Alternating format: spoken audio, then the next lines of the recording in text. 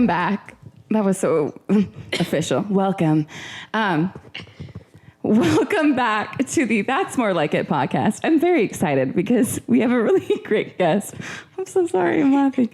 She's hilarious. That's why I'm laughing. Tyler Bender. Woo! Clap, clap, clap, clap. She's amazing. She's beautiful. She is a quadruple talented. I mean, how would you identify yourself? Content creator, entrepreneur, performer, soda aficionado, fanatic, magician, magician? Wizard, witch. Mixologist. Sorry, don't want to. Professor. I don't know. Professor Soda. Like every time somebody posts about a soda recipe on TikTok, I like have this thing where I just decided that I own it, and I just am like, that's my thing. Oh, really? Yeah. I was gonna say, is that triggering? Because like working there and you don't want to get away because from the soda. I'm like, what was it, like 9 months ago? That was my thing, and so now I think it's my thing forever. And I'm like, oh, thanks for not giving me credit. I literally trademarked that. I literally invented Utah Soda, even though I didn't. Like people were doing it before me. But you did. There's like certain things that you've become known for that I feel like people associate. So when someone else does it, it's like there is this thing though. There's multiple times there's like very specific trends that someone has done that was a smaller creator, and then I've seen a bigger creator redo it, but like exactly the same, and then not credit, and then make it their thing when it was already someone else's thing. And like, I don't know if you've noticed that, but there's certain times I'll see stuff and I'm like, oh, like I feel bad for that person because I saw they did it. You know what first. I call that? What? I call that being a clout goblin. Oh. The goblin of clout. I use that word when people are like influencers and only want to hang out with you because you have more followers than them. And you can tell. Yeah. I call clout goblin when somebody steals your idea and doesn't give you credit. Oh, does that happen a lot? To me, it's been happening a lot. Like my two biggest characters. No, not really. But I have like these stupid little characters I do that are like, in my opinion, like pretty niche. Like I have this one, like the Almond Mom, where I like, it's like kind of social commentary. It's kind of just me being a goober, acting like a mom who's on a really strict diet. And I feel like nobody was really doing that. I started doing this bit in July. Of last year. Yeah. So I've been doing this bit forever, and it's been popping off a lot lately. And I see there's like several nutritionists that are like, POV, you're with an almond mom. And I'm like, really? I'm so agitated because they don't give credit. They're like stealing punchlines like word for word. They're in the Lululemon zip up hoodie, which I basically invented. Just kidding. I gotta stop saying that. I'm gonna get canceled. Stealing. I'm just kidding. I'm just kidding. You residuals or something. Yeah, I did a Lulu brand. That would be the best thing in my life. No, I wish I had one. I used to work there. How was that? Good or bad? I guess you can't say. They'll sue you.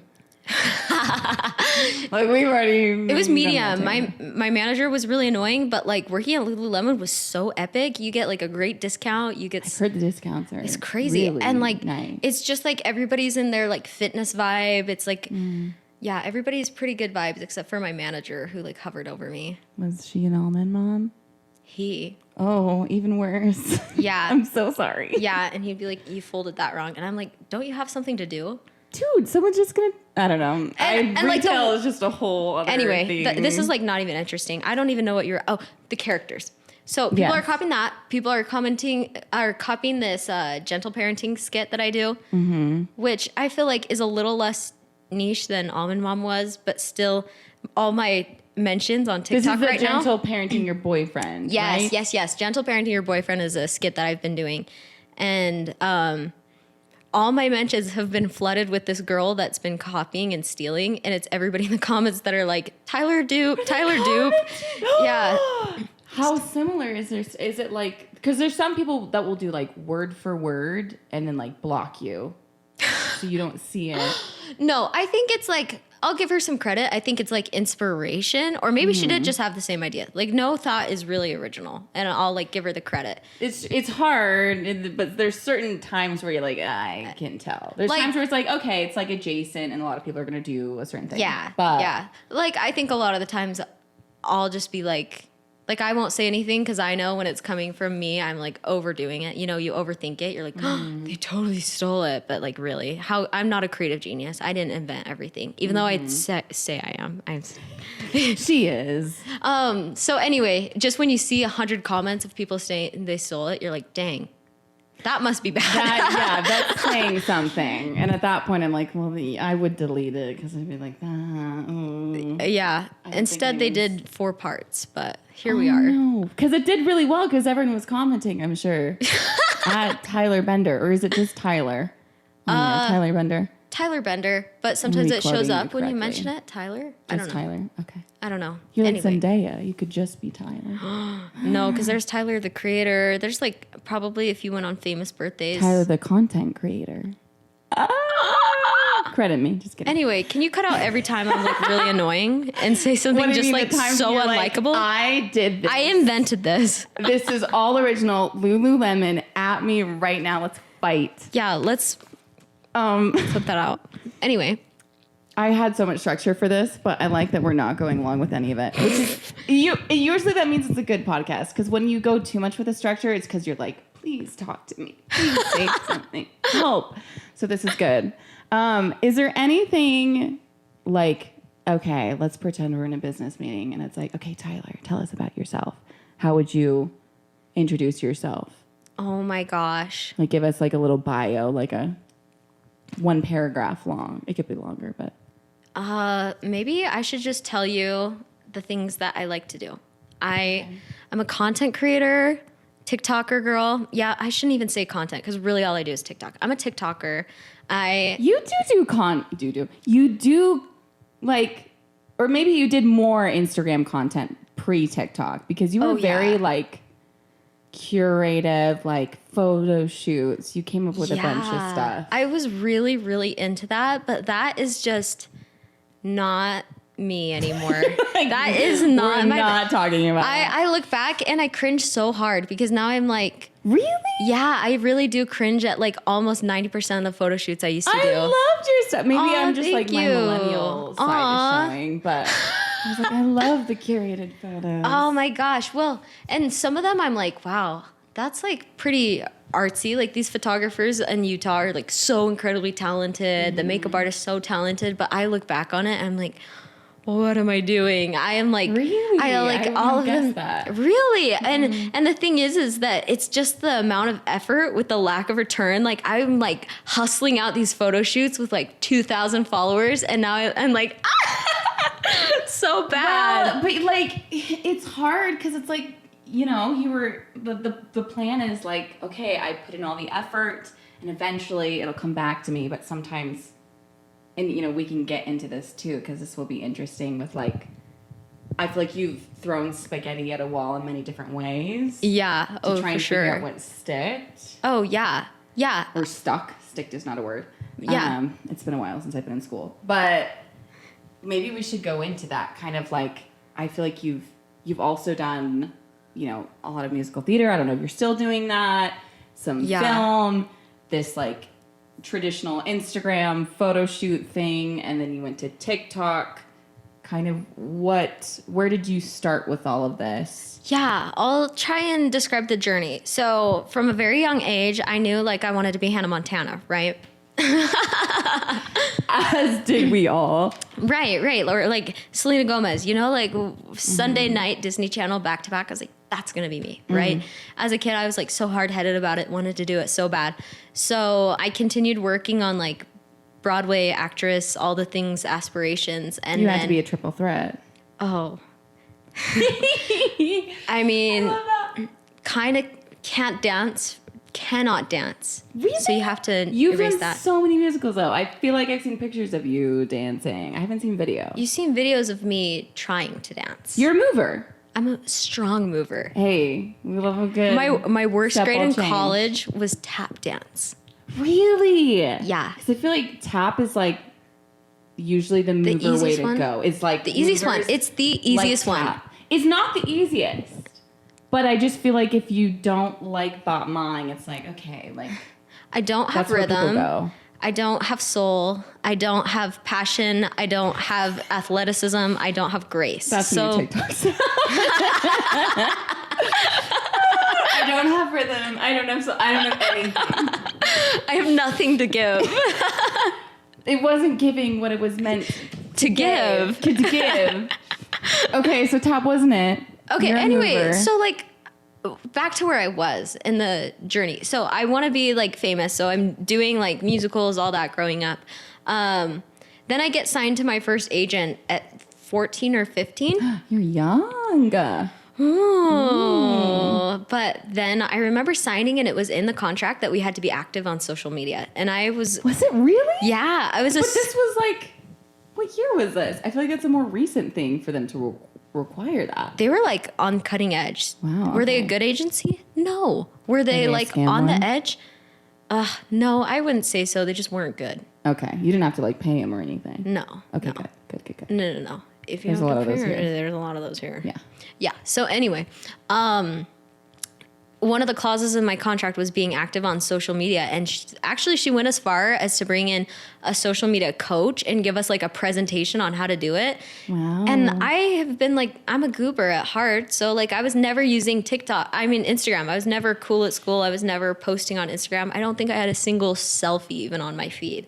Really? You Yeah. were not like inclined for the social No, I media remember world. my posts on Instagram were like a picture of chapstick I got at Claire's that was like peanut butter and jelly. And I was like, look how fun. So sweet. That's really endearing. And it's like, it was back when Instagram was brown and it's like cookies I made, period. You know? Oh my gosh, I'm forgetting. Yeah. Those were the days. Yeah, Those were the the lip days. smackers. We love it. Yeah, oh yeah. So this was not like a natural thing, but you were coached into it, kind of? Yeah, and then this agency would do photo shoots for us where we could get all our content, upload it to social media, and I realized like over time I was like, oh crap, the more I'm posting on Instagram, the more I'm booking gigs. So like the queen herself, like the queen of Instagram acting, all the things, I'm like, oh wow, I'm going to double down on this. So all throughout like high school and everything, I'm doing all these internships in social media because I'm obsessed with being good at it so I can get more gigs. So So it was really for acting work. Oh, and yeah, being the acting. Disney Channel star. It wasn't Yeah. like I wanted to be a social media star. It was a vessel for. No, and I grew up in like the Chronically Online YouTube side of like the world. So I did always love content creators like Bethany Moda. Oh my gosh, I loved her. Yeah, Like yeah. Barbie 07. Oh my gosh, yeah. Who I'm trying to else? think. There was a different YouTube OG makeup guru YouTuber who like wanted to be a mom and then like met a guy and then do you know what I'm talking about now? She Yeah. was like friends with Billie Eilish or something. I cannot identify who, but I know what you're talking about. Okay. Yeah, that was So like don't even crazy. sweat it. I know who you're talking about. But back to you loved content creators, but that wasn't the goal. Yeah. You were like, I want to be a famous Disney star, essentially. Yeah, and also another hand of it is that I could book like little boutique modeling gigs if I posted a bunch of like cool photo shoot pictures. And I'm like, wow, my options are to go work at a soda shop for minimum wage or go book a modeling gig and make like 10 times that much. What do you In, think I'm like, gonna an do? hour. Yeah, in an hour. So I'm like, I'm stupid. I don't even really love modeling, but I'm stupid if I don't You go do don't? this. Really? What? You didn't love modeling. No. I would not have guessed that, considering like I was like, wow, she's so proactive with like getting these shoots to happen, and it's like has all these ideas and these Pinterest boards. And I was like, she's really into this. Yeah, and I think at the time I thought I enjoyed it, but after I left it, after I finally pulled the plug on that, I'm like, wow, I really didn't even like that. Like the parts of it that I enjoy, I now get to experience in my day job. So it's like in my like normal boring adult job, you know? So I'm like, oh wow, I really didn't like that because, you know, like I constantly felt imposter syndrome. Like, Really? oh yeah. Girl, Just like, with like, oh, like I feel like there's like a very specific, like this is what a model is, and they're this Oh, tall yeah, and this and, like- skinny. And if you're not that, it's like, I can't call myself a model because people will look at me and go, are you? yeah, that's totally what it was. Or like I'd pull up to a shoot and be the biggest size there and I'd be like, "Ugh, kill me, Oh would man. kill me. Especially when like the wardrobe stylist is like, oh, like, can you Yeah. like second, or maybe you're like bloated, or like, like, yeah. you're more muscular, you're more whatever. Yeah. And yeah. you feel like you have an everyone's athletic uncomfortable. build. Yeah. Oh, totally. I remember that. And I remember, just like if one company would book me once and I saw that they didn't book me for their next shoot, I would like lose my mind. And obviously a lot of that is like personal struggles and has nothing to do with modeling. Like honestly, a lot of my experiences were super, super positive, but I just can't handle that. Well, you just don't know either, because Yeah. there's some times where it's like, it's just in my head. Like it wasn't, yeah. they're just, they just want variety. They're using somebody else. Like they had a good experience. But there's like some times where it's got the kind of world where it's like, yeah, like your waist was like too big or your proportions yeah. weren't right. Yeah. Because it's just that kind of industry. Oh where it's yeah. like, Or you like, it could be that. yeah. Or they give you a pair of mom jeans and they fit like skinny jeans and you're like, well, You're like, oh, I'm not getting asked back. it's not the not baggy asking me chic they were again. wanting. So, all of that, I feel was you on like, that.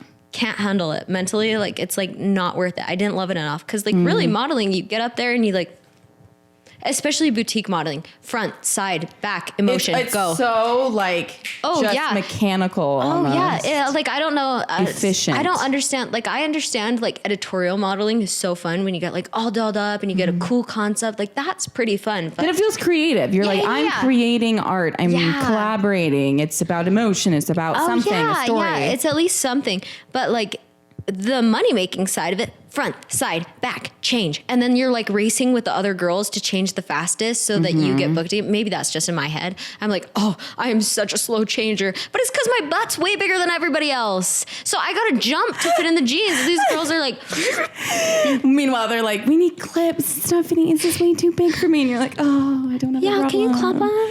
And like, oh, can you add 3 inches to the Yeah. bun, please? Like there's a giant gap in the back. 'Cause we couldn't get it up all the way. So we can only do the front. I'm so sorry.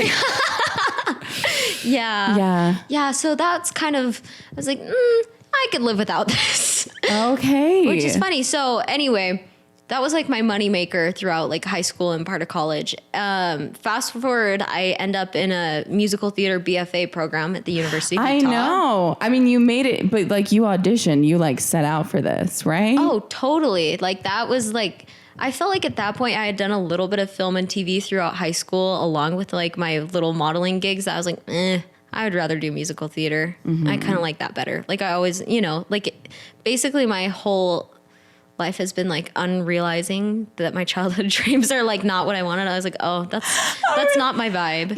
I feel like that's like becoming an adult though. I feel like usually like people who mature, it's rewriting and realizing a lot of what you expected or what you anticipated is not at all what you actually need or is fulfilling. Yes. And it's learning not to say like finite, like nothing like absolute, never, like I hate saying always and never now, just because I've realized like, because it's you realize like you can't, like you're going to hold on to things for so long that are not right for you because you're like, well, this was it. Yeah, this is my identity now. Yeah, I struggle People know with that me a as lot. that. Yeah, for and then sure. for me to pivot, it's like, yeah. So I feel like I did a little bit of screen acting, not as much as the Hollywood star next to me. So I did a little bit of that in high school. And how did by you the feel time, about that?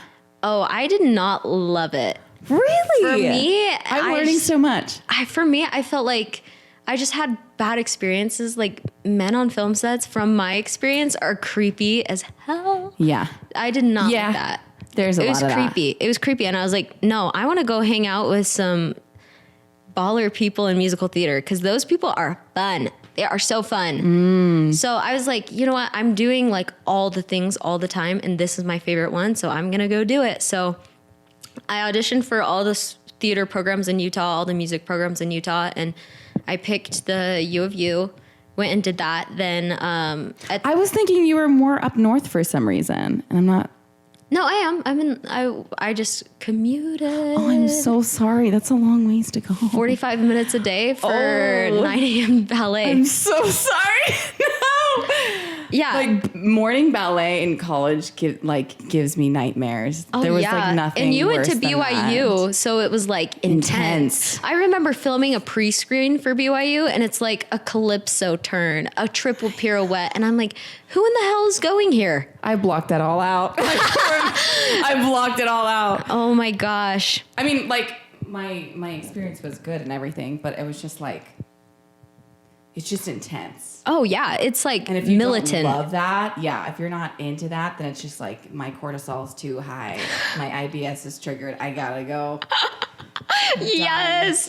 I was like the whole time I was like, do I have like severe anxiety, or am I just not good at getting up in front of people, or are my professors not just built for telling me this. I'm horrible every Are they day? just mean? Yeah, I'm like, are my professors mean, or do I have mental health issues? I don't know. So that's like what it was every day for me, and I really loved the hustle and grind so much. Like I love like working something out, getting through something. So my freshman year was really good. I go into sophomore year, and all of a sudden like something clicked, and I was like, I don't know why, but I cannot do this another day. Really? Yeah. Okay. Wow. It was just like a day. There wasn't like an incident. Everything I do is like so spontaneous. I'm not somebody to like sit there and like be miserable for a couple days. Like the instant I'm not feeling it, I'm like, done. You're quick. You'll just cut things off. I admire that. It's bad. It's like so quick decision making. I was like, you know what? I don't like this. Call my counselor. I'm like, if I change my major at the end of the semester, how quick can I graduate? And he was like, so fast. I'm like, done. Wow. So I kept it a secret from everybody. And then like we had, including like family? my parents knew it, and they were like, it was the best day of their lives. Finally, she's doing something reasonable Yeah. other than musical theater.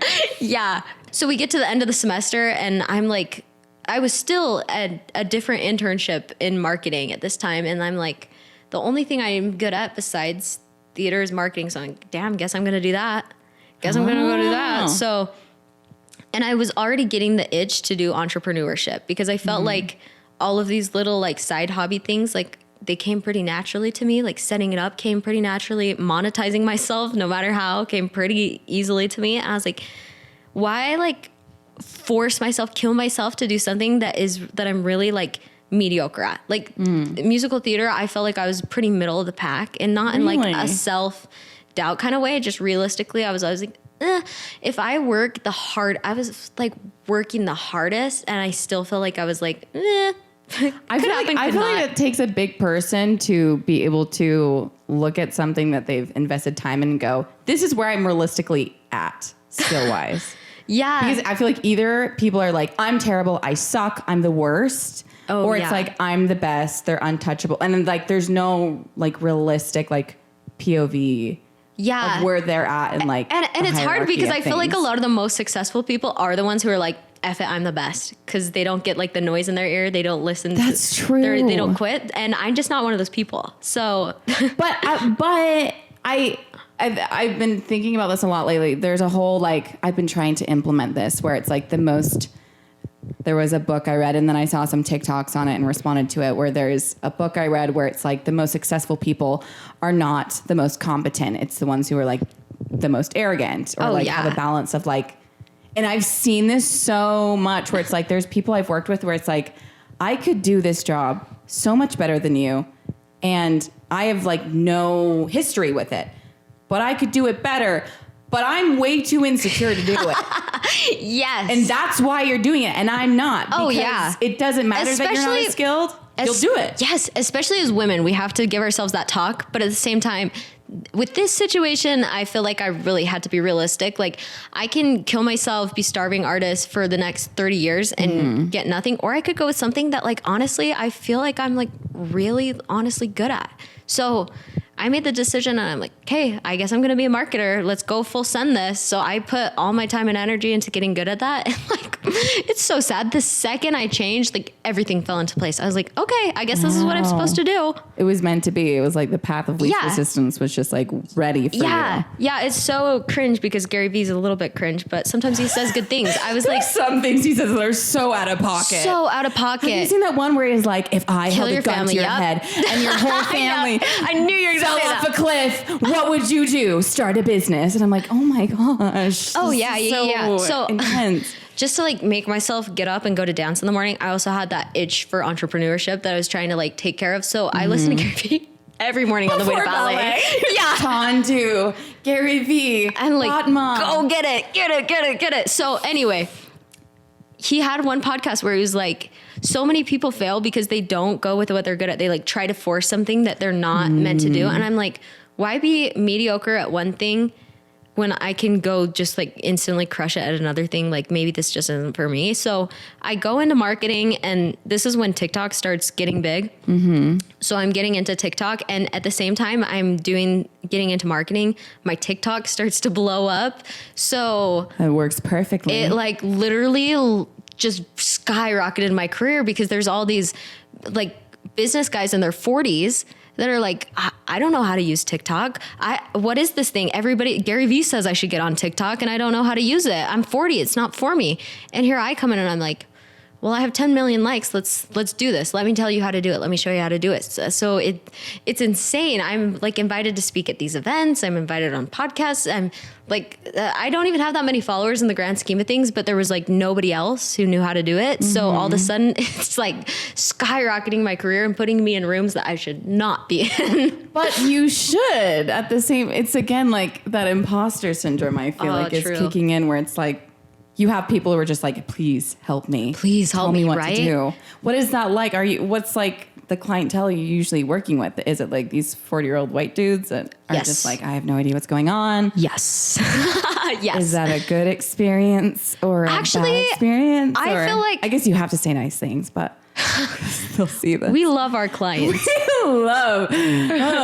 Just kidding. That's not the audience for this, but actually I've been so lucky. For some reason, I've had like bad experiences, but business has been like awesome experience. I think we're living in an era where it's almost like, I mean, there are things that set women back. Like I do get mansplained to all the time. And I'm like, are you serious right now?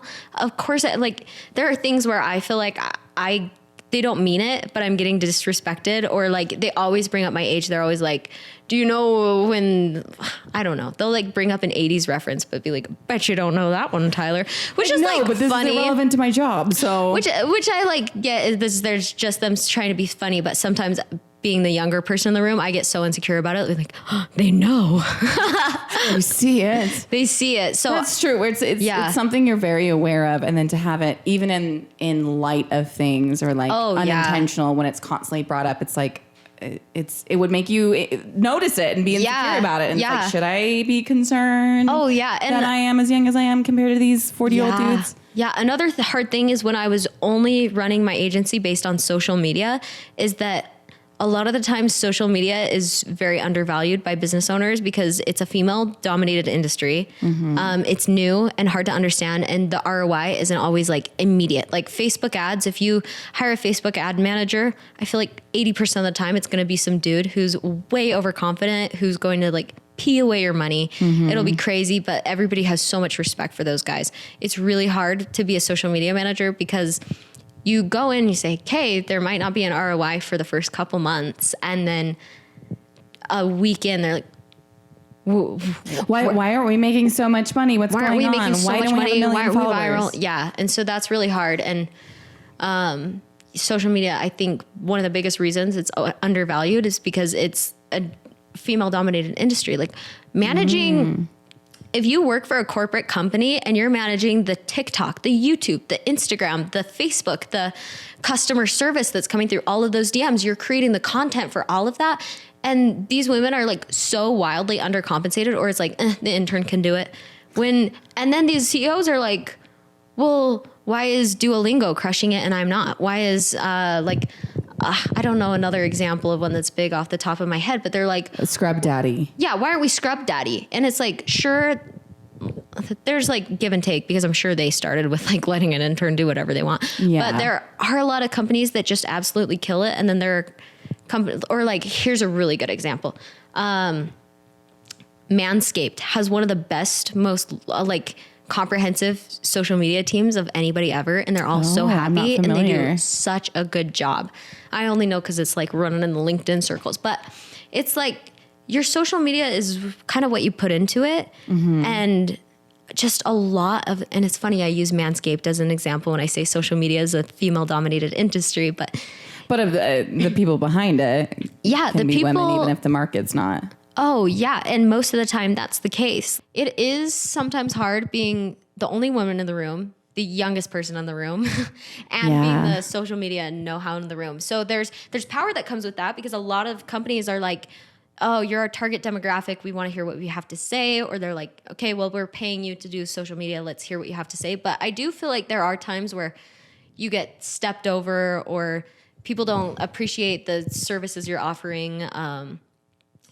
You know, people, I think I catch more flack for being young than I do for being a woman, which is nice to show where we're at right now in society. Like, I would rather catch more flack for being young than for being a woman. Of course. Yeah. So, it's interesting though. Like, I feel like people treat social media and your job as like flippant, where it's like, oh, it should just be easy, but then they can't do it themselves. Oh, totally. And that's such a weird thing to me, where it's like, oh, this is so complicated, so hard, I don't know technology, blah, blah, blah. But then they're like, why aren't you just doing it in a week? Why aren't we all these other people? Why isn't it just easy?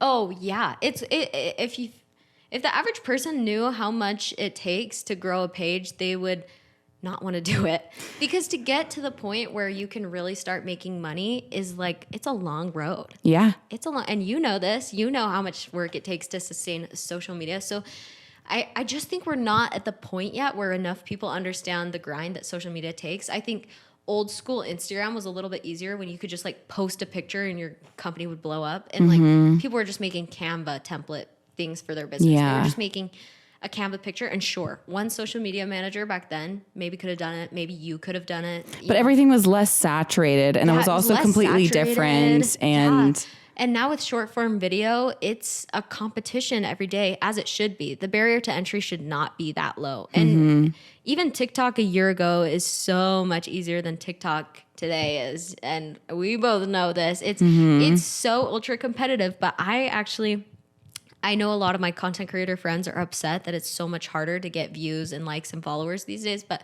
I kind of like it, because I think TikTok, there should be a barrier to entry. It shouldn't be so easy, because if everybody could be a content creator, I think most people would be. Like, it should. Well, I feel like that's almost what has happened, is that so many people are like, oh, I see this and it's doing well and it seems so glamorous. And so now every single person is trying to be a content creator. And there's parts of me where I'm like, that is valid, and it's like, chase your dreams.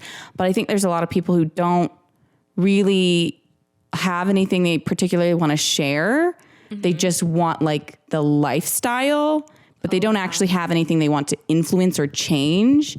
And so I feel like there's so many people just on these apps just so they can like figure out how to create stuff that's going to do well, but not necessarily like because they have any purpose in doing it or drive. Yeah. And then you just have a bunch of people that are like solely in it now, trying to all like be famous, as opposed to like anyone like just consuming. Like, it's become like a weird. Oh yeah.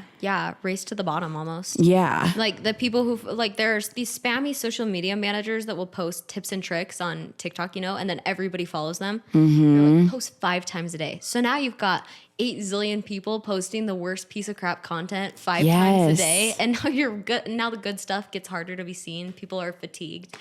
It's become overkill. Yeah. And then they're like, buy my course, even though, which there's nothing wrong with selling courses, but there's certain people that like sell courses that I'm like, you just started a week ago.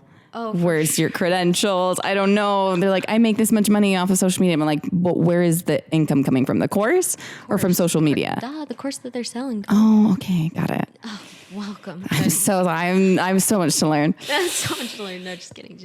I have this little segment that's called That's More Like It Moment. And I want you to share, it can be a little or a big accomplishment or thing that you did or something you learned that you're like proud of yourself for, and that we should like be proud of you for. It can literally be like, I made my bed, or it can be like, I made $1 million. Or, you know. I moved to Denver. How do you like it? There's like, I'm still getting used to it. Like, I haven't like acclimated yet. So far I hate it, but I think I'll like it in a minute. it's like, fine. It sucks. It's the worst. I'm just like so positive. Wait, why is it just like because it's a change? Like why you're like, I don't know how I feel about Denver. It's like everything that I took for granted about Utah. I'm like, you know how everybody goes, Utah sucks. And Yeah. you leave and you're like, actually, it wasn't that bad. Yeah, I was totally like the emo about Utah. Like, I hate Utah. As soon as I can, and me as a teenager, like, as soon as I can get out of Utah, I'm getting out of Utah. Everybody here is the same, and the culture's so bad. Everyone's and blonde. Yeah, I moved. That's okay. Everybody's Monica Moore Smith. Pretty much. Just kidding. Like But smaller thighs, but other than that. Oh my gosh. Other than that, I was like, yeah, I don't know. I was just emo about Utah. I was like, I need to get out of here, explore the world. And I've moved. I feel like people here, it's like you're kind of conditioned to like feel that way because that's what everyone says. And you're like, yeah, like, and then you like go other places and you're like, okay, well, you see it in a more balanced way anyways. It's not perfect. Oh, yeah. So, like, the second I moved out, I was like, well, for one, I miss, like, how tight Salt Lake is. Like, you can always know where you're going. You can get around. It's very safe. Like, I always say this. I'm like, I love that you can walk around Salt Lake at 1 a.m. And I have done this. Walk around Salt Lake at 1 a.m. in, like, bright neon pink platform heels and a mini skirt and feel completely safe. Wow. Maybe it's just me, but like I miss that about Salt Lake. It's so safe. It feels like a playground. It feels like an adult playground. Like I love it. I definitely like there's times I'm like, oh no, I'm so scared to go in this one place in Salt Lake. And then I go anywhere else in any other big city and I'm like, oh, never mind. Yeah, that's what I did. I was Actually, I can't even go for a walk in the daylight alone. Yeah. So like that's a change for me. And then just like not knowing where I am is so strange because I've never left Utah. It's like I've never left Utah, so I just have only grown up like knowing where I am all the time, being so familiar with everything, and I'm like, oh, this is strange, but it'll be good for me. Yeah, I know that. It's a growing moment. I don't know anybody there, so that's been weird as well. So, I mean, why did you choose Denver then? What was not insulting Denver? I was just kind of like random. I do like it because it's sunny, but that's not why I chose it. My boyfriend got a job, and so Good boyfriend. Is that like on the low, or is that like you talk about it? I talk about it. How long have you guys been I don't together? like vlog him or whatever. I don't like post him a ton. It's not your whole personality to have a boyfriend. Yeah, That's I'm a little bit good. quiet about it. Like I'm protecting my peace. Would you call it that? I don't know. But we've been together for like 2 years, and so yeah, thank you. So he has he's in the aviation industry, and the kind of job he's looking for is very hard to get. So basically, since I have a job that can be remote, I was like, when you get something, just take it and we'll go. Oh, that's super supportive. That's really nice. He's lucky. He's supportive of me just as much. So it was like, he got it and we're like, well, I think he moved like a month after, 2 weeks. It was a quick turnaround. He moved quickly after he got it. And I was like, moved a couple weeks later and I was like, this is what we're doing. Wow. Okay. Were you always planning to move out with him when he moved, or were you going to do long distance? Because you said he moved out first. No, we're at the point where it's like long distance is like, I was like, I don't have too much holding me here. Like, it's not like my boss is so nice, and he like kind of knew that would happen one day. So I like have always been like, is this good? Is this good? And he's like totally supportive of it. So like, that's awesome. I knew I was in a position where I totally could up and leave. So that was great. So, that's awesome. Yeah, I'm excited for something new, but definitely if you're a Utah girly that's going through that emo phase, like think about the things you take for granted, because not everywhere has a soda shop on every corner. I was going to say soda shops. Yes, cookies. Cookies in the soda shops. Yeah. I can't think of anything else. Safety. That's good. Not getting the fresh air. As much. Well, I guess it's not fresh air here, but if you go up into like pretty bad. Yeah, the inversion's bad. But if you go up to like a mountain, you're like, we have mountains. We have great hiking. Very good views. Very good views. The red rocks are gorgeous. Yeah. We have, nature wise, it's really great. Yeah. And honestly, Salt Lake City is like hopping. I freaking love It Salt Lake City. is. I love Salt Lake City. If I do too. can, I would move back into Salt Lake City, but not into a suburb of Utah. Provo? I lived there once. That's so gross. Why is the whole town? You know what I say Provo reminds me of? It reminds me of when it's winter and the snow gets like browned and slushy. That's Provo to me. Oh, it's leftovers. It's like musty, Tainted. it's musty, salted, dirty footprints. Just like all the boys That's with Provo. Axe and Voss, and you can just Yeah, smell it's like all everything of in them. Provo is covered in that like dirty, salted snow. It's flavor. You're like, yeah, sure, no. Why are you defending it? Well, Sorry. I'm not. Monica's like 90% of my audience is in Provo. And I Please can't cool totally. it. But the thing is, too, kidding. everyone that lives in Provo dishes on Provo. Oh, Like, that's funny. I've never met someone that's like, I love living in Provo. Everyone I met there is like, the only reason I live here is because we got a really good offer on a house, or like so and so works in this place, but like we really want to move. We just can't wait to move. I don't know Okay. anyone that's like, I just can't wait to move to Provo, the land of dream. You know what I mean? Yeah. Yeah. I think people are okay with hating on it. Okay, but there is a lot to do. Like it's There like, is. It's like Axe throwing. It's a little play town set up for getting married. It really, it works. It's kind of It nightmarish. works. It doesn't last, but it works. You go to the Museum of Art at BYU, you see some stuff, and then you're like, this is it. The temple's right there. Let's Yeah, get some no, soda. I remember going through Provo once because I really never went in my childhood. So I went. Really? It's like you my lived first in year. Utah and you didn't like No, why would you? like walk downtown Provo? That's like the thing everyone, I don't know.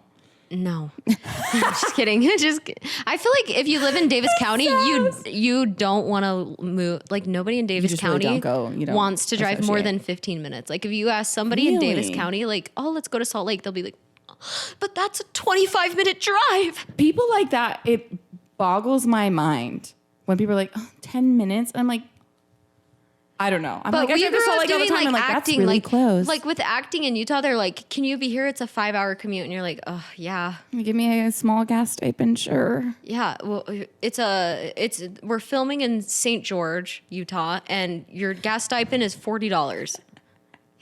Yeah, You're I'll be crying. getting good mileage. You're like, yeah, but like it's really good exposure, so I guess I'll do it. Or like it'd usually be like a location they could have gotten closer, but they just didn't. Yeah. They're like, we're not even like filming in like the Red Rocks. It's just like a random indoor building, but it's in St. George. Sorry. Yeah. Yeah. So Every I guess time. I'm used to the driving. Yeah. You're So right. you're used to the driving. I just think people are wimps when they're like 10 minutes. They're like 20 minutes. Like you spend longer on TikTok on the toilet. Like you'll be fine. It's okay. That is so funny. Oh, Provo. It's like a creepy town. I remember walking through it and I'm like, there is so much to do. This would be the perfect date location. And then the next door down, I'm like, and there's a cute little wedding dress shop. And there's a florist. And there's a bakery. And those cakes are gorgeous. And then I walk there and I'm like, there's the temple. I'm like, they walked us through it. It's set up like a board game. You're It's not set up even like trying, life. and It's you're like, oh my I've gosh. already made it. And Yeah, here I passed go. I yeah, collected 200. Yes, I look at my platonic friend next to me and go, huh, we could do it. We could You'll do it. do. You'll do. It'll work. We'll make it happen. You didn't get close, did you? You didn't. I feel like there's a lot of people that like get their brush with like Provo and then like get engaged a couple of times, or they're like, you know, like if they don't end up getting married, it's like, did that not? No, didn't happen. Okay. No, you were too no. removed from Provo. Oh, no, that was a bit. That didn't happen to me. But I do remember being shocked that I looked enthralled. around. I was like, I'm here. I can see it. It's happening. No. I just remember like that experience of like it's set up for getting married and being so creeped out. But I definitely didn't engage in the culture. I just laughed Oh, at you it. just yeah. Everything's a bit to me. I Everything. love it. It works for TikTok. We like it. Yeah, I was engaged. I was in it. And definitely, but now seeing like from the outside, I'm like, wow, it really is like you said, very like lined up and like perfect for like if you want to get married young, which I'm not like anti-young marriage because I have a lot of people that it works out. I just think it's a luck of the draw though, realistically. Yeah. I'm like, you can get married young, but you probably don't know if it's going to work out. Oh, yeah. You just don't know enough. Your brain's not developed. But a lot of people get lucky. My parents did, and it worked out for them. But like, it's just like, it's kind of like gambling. I'm so intrigued by do this. that, so I'm I don't so know. intrigued by this. Are you really? Yeah, I've been following you. I guess you kind of like, years. if you haven't lived in Provo and you've just watched from the outside, it's just like an anomaly. It's like, wow. And I mean, I live in Utah, so I'm like in the culture a little bit. Like I remember graduating high school and the next day people were getting engaged. It's crazy. You're like, you're a child. Yeah. Yeah. And I did the same thing. It's okay. So we did your little moment of pride of moving, and that's really exciting. And we hope you start to love it. Thank you. And the people, and they welcome you, even if it's not as cool as Utah. That's okay. You can come back. I'll give an update on this because I am stubborn enough to want it to work out really bad. So You seem like that when you try something, you're like gonna beat it to death before you're like, oh, I'm done. You will give it your all and then go, yeah, never mind. Something that's else. exactly it. Yeah. I'm really good at like just overdoing it. Just aggressive. No. You just like try hard. No. I think you meant it the best of ways, but I'm saying I'm the most try hard person in the world. Like I will like beat something to death until I'm like embarrassed for myself. I'm like, oh. I feel like I'm the same way though. I feel like I need to know. You're very type A. Through experience. Yeah. I'm like, I need to know that it's either going to work or not going to work. Yes, and For it's good to sure. have an answer. It's better to don't you agree? It's better to have an answer than to wonder yeah. like, oh, what if? That's why I went to college and then I dropped out and I was like, I don't regret going because At least now I you had to know. Now I Yes, know thank through you. experience as opposed Thank to you. just like an imaginary like what if kind of thing. I don't like the I know ifs. people that are always like, well, I could have been on Broadway, and now I'm like, no, I couldn't have been on Broadway. At least I know. At least But I now don't have to you be know, telling like people that's that. you took it to the levels you need to go. Like, oh, like that you have closure and like some satisfaction Yes. with like moving on Yeah. and grieving it. You've grieved Oh, it. yeah. It's dead. It's nice. Next thing. Next. On to the next. Next. Thank you. This next bit is the more hot takes. Everything has a theme because more like is it. my name, so it's perfect. catchy. Kind of, it's overused. But the question is, and you may have already seen this on the Instagram, but is it, the hot take is, can you still be friends with your ex, or can your partner still be friends with their ex, or can't they? Does anybody think that they can? Yes. It's very divided. Also, but it Really? also depends what you define. Here's the thing. It depends what you define as an ex, because I feel like specifically within Utah, it's like everyone dates everybody, at least in Provo. It's like everyone's gone on a date with everybody. Oh, wow. Everybody has. Wow. So Well, when going people on are a like, date oh, my isn't- ex, it's like, well, yeah, I went on a date with so-and-so, or there was a double date and they needed someone. So it was like, this is just my friend, whatever. Like, Well, of course of course I can be friends with somebody that I went on a date once with and it was like just for like whatever. just for kicks and giggles. But you're like adamant. Oh my no gosh. exes as friends. No. I think you can be friends with your ex if you're like single, living your best life. Like that's your own baggage. Deal with that. That doesn't affect anybody else. Like do your own thing. Maybe there's some weird friendship that you can have, but like I feel like after a thing is done, you put that to bed because I feel like that's how you get like super confused. Emotions get weird. Like, don't you think? What's your take on this?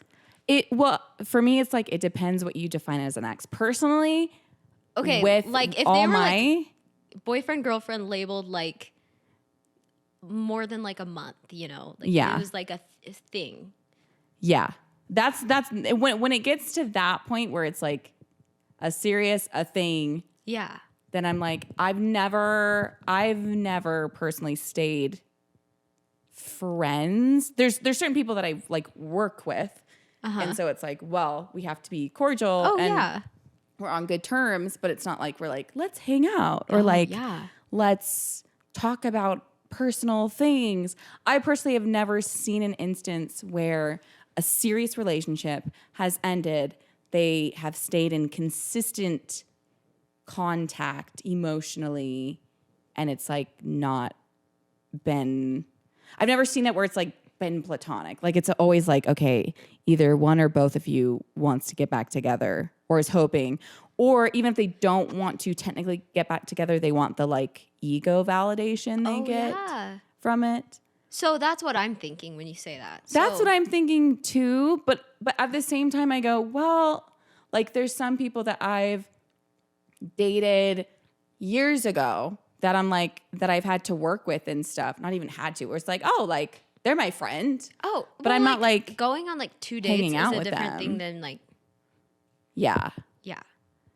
But So that's my take. But it's interesting because a lot of people, people are very, I'm going to read some of other people's responses.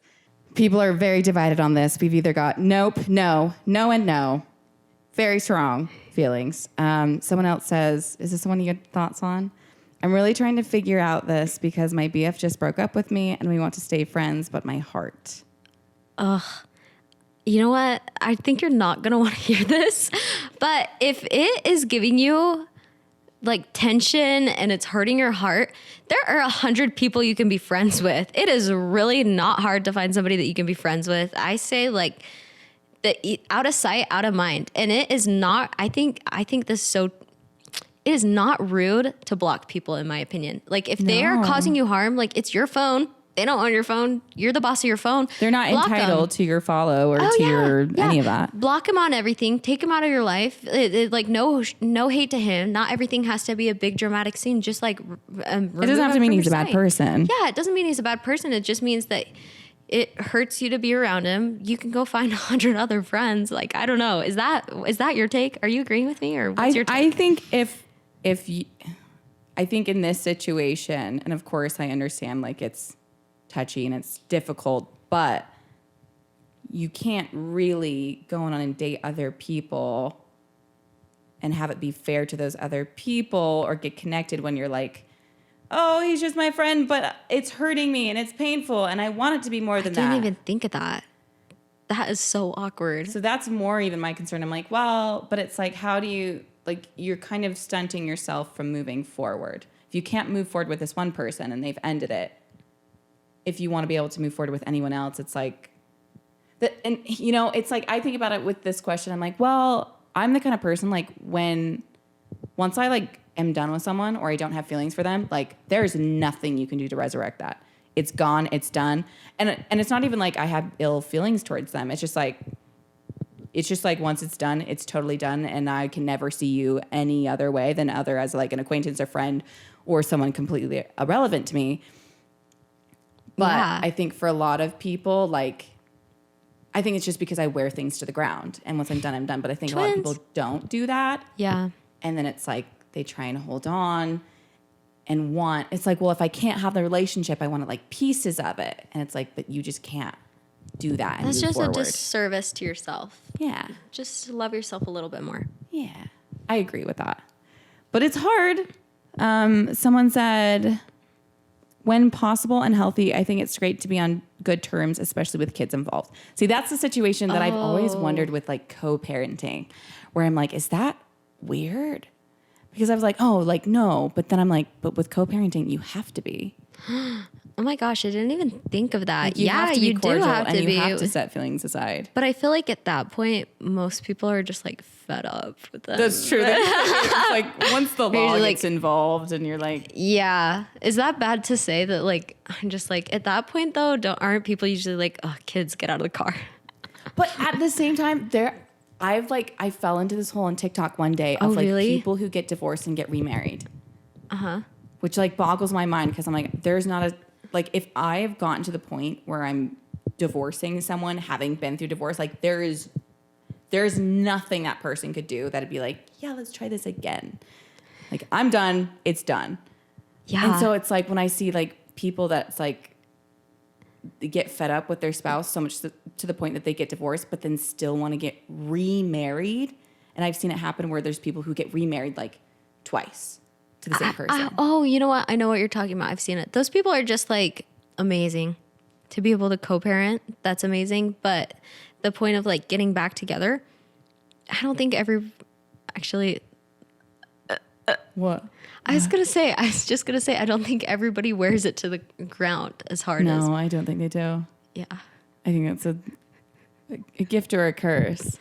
But I just always wonder, I'm like, I would like have a fear as a co-parent. And I'm sure this is a valid thing where it's like, there's not appropriate boundaries where it's like, okay, you're friends with your ex because you have to be because we have children, but then like you're in such close quarters and you guys were married and then you're going to their house and then I feel like it would just, oh my it would be hard gosh. to, I have so much respect for people who co-parent because that was a situation I was like, I cannot be in that situation because I don't know if I'd handle it well. Oh my gosh. That would just make me feel so insecure.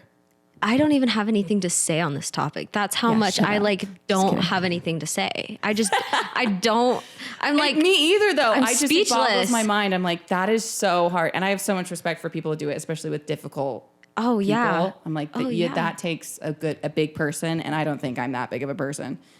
So I'm like, I don't even know. I can't even imagine. But I feel like when you're co-parenting, it would be ideal to be like friendly, Yeah. but not too friendly. Someone says, yes, yes, and also no. There are no rules. It's all ambiguous. I feel like that doesn't help me very much. That Like, I don't know what that means. That person is dipping into some polyamory. Open relationship. That's not quite what we're discussing, but you know, there's a community here in Utah, so welcome. I don't even think you can right away. It takes time to heal and remove feelings before you can. I get there's like validity to this because it's like there's certain people that I've like dated but not you know what I mean, like loosely, but I've known them for a long time in the past, but we'd only dated for a small portion where it was like I didn't see them for years and then I'd like work with them again, and I'm like, there's literally like, it's like, I know you, I know your wife, you got kids. It's like there's just nothing that could happen that I'd be like, oh, there's just no feelings. Oh, So I yeah. think if there's a break, I think there's validity to that, but I don't know if I was like really in a relationship with them, if that would still hold true. I don't know. Well, like working with somebody because you like had to work with them, I feel like is different than like, let's go bowling. Let's go very hang true. out. I like a bowling was the first thing you thought. Because that's what I think of when I think of Provo. Yeah, that's very true. There's like a community. Like people are very serious about it. The grossest thing I can imagine. Sticking your Yeah. hands in little holes. Yeah, that's exactly what I was sticking their thinking. hands. And then going and eating finger foods Hand with those soaking. fingers. That could Anyway, it's derfing those bowling there's balls, I any guess. Other good ones. A lot of people are saying no. There was a couple I remember people, yes and yes, but it's all shades of gray for me, not black and white. There's a lot of like, It was 50 Shades of Gray for you, girl.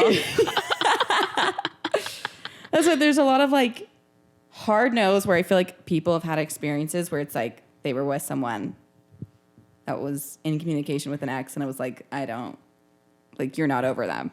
I haven't seen many instances where I've seen people be friends with their exes and then been like a positive thing. I just think like there are so I many feel like it could be possible. I just haven't seen it. there are so many extenuating circumstances. And when I say this, I'm about to say something super rude. So when I say this, I'm not talking about people with like those weird circumstances or those circumstances that make it, kids. I'm not talking about that. I'm just talking about people who want to be friends with their exes when it's like making it weird for them emotionally. I feel like this is part of being an adult. That's like a high school issue to have.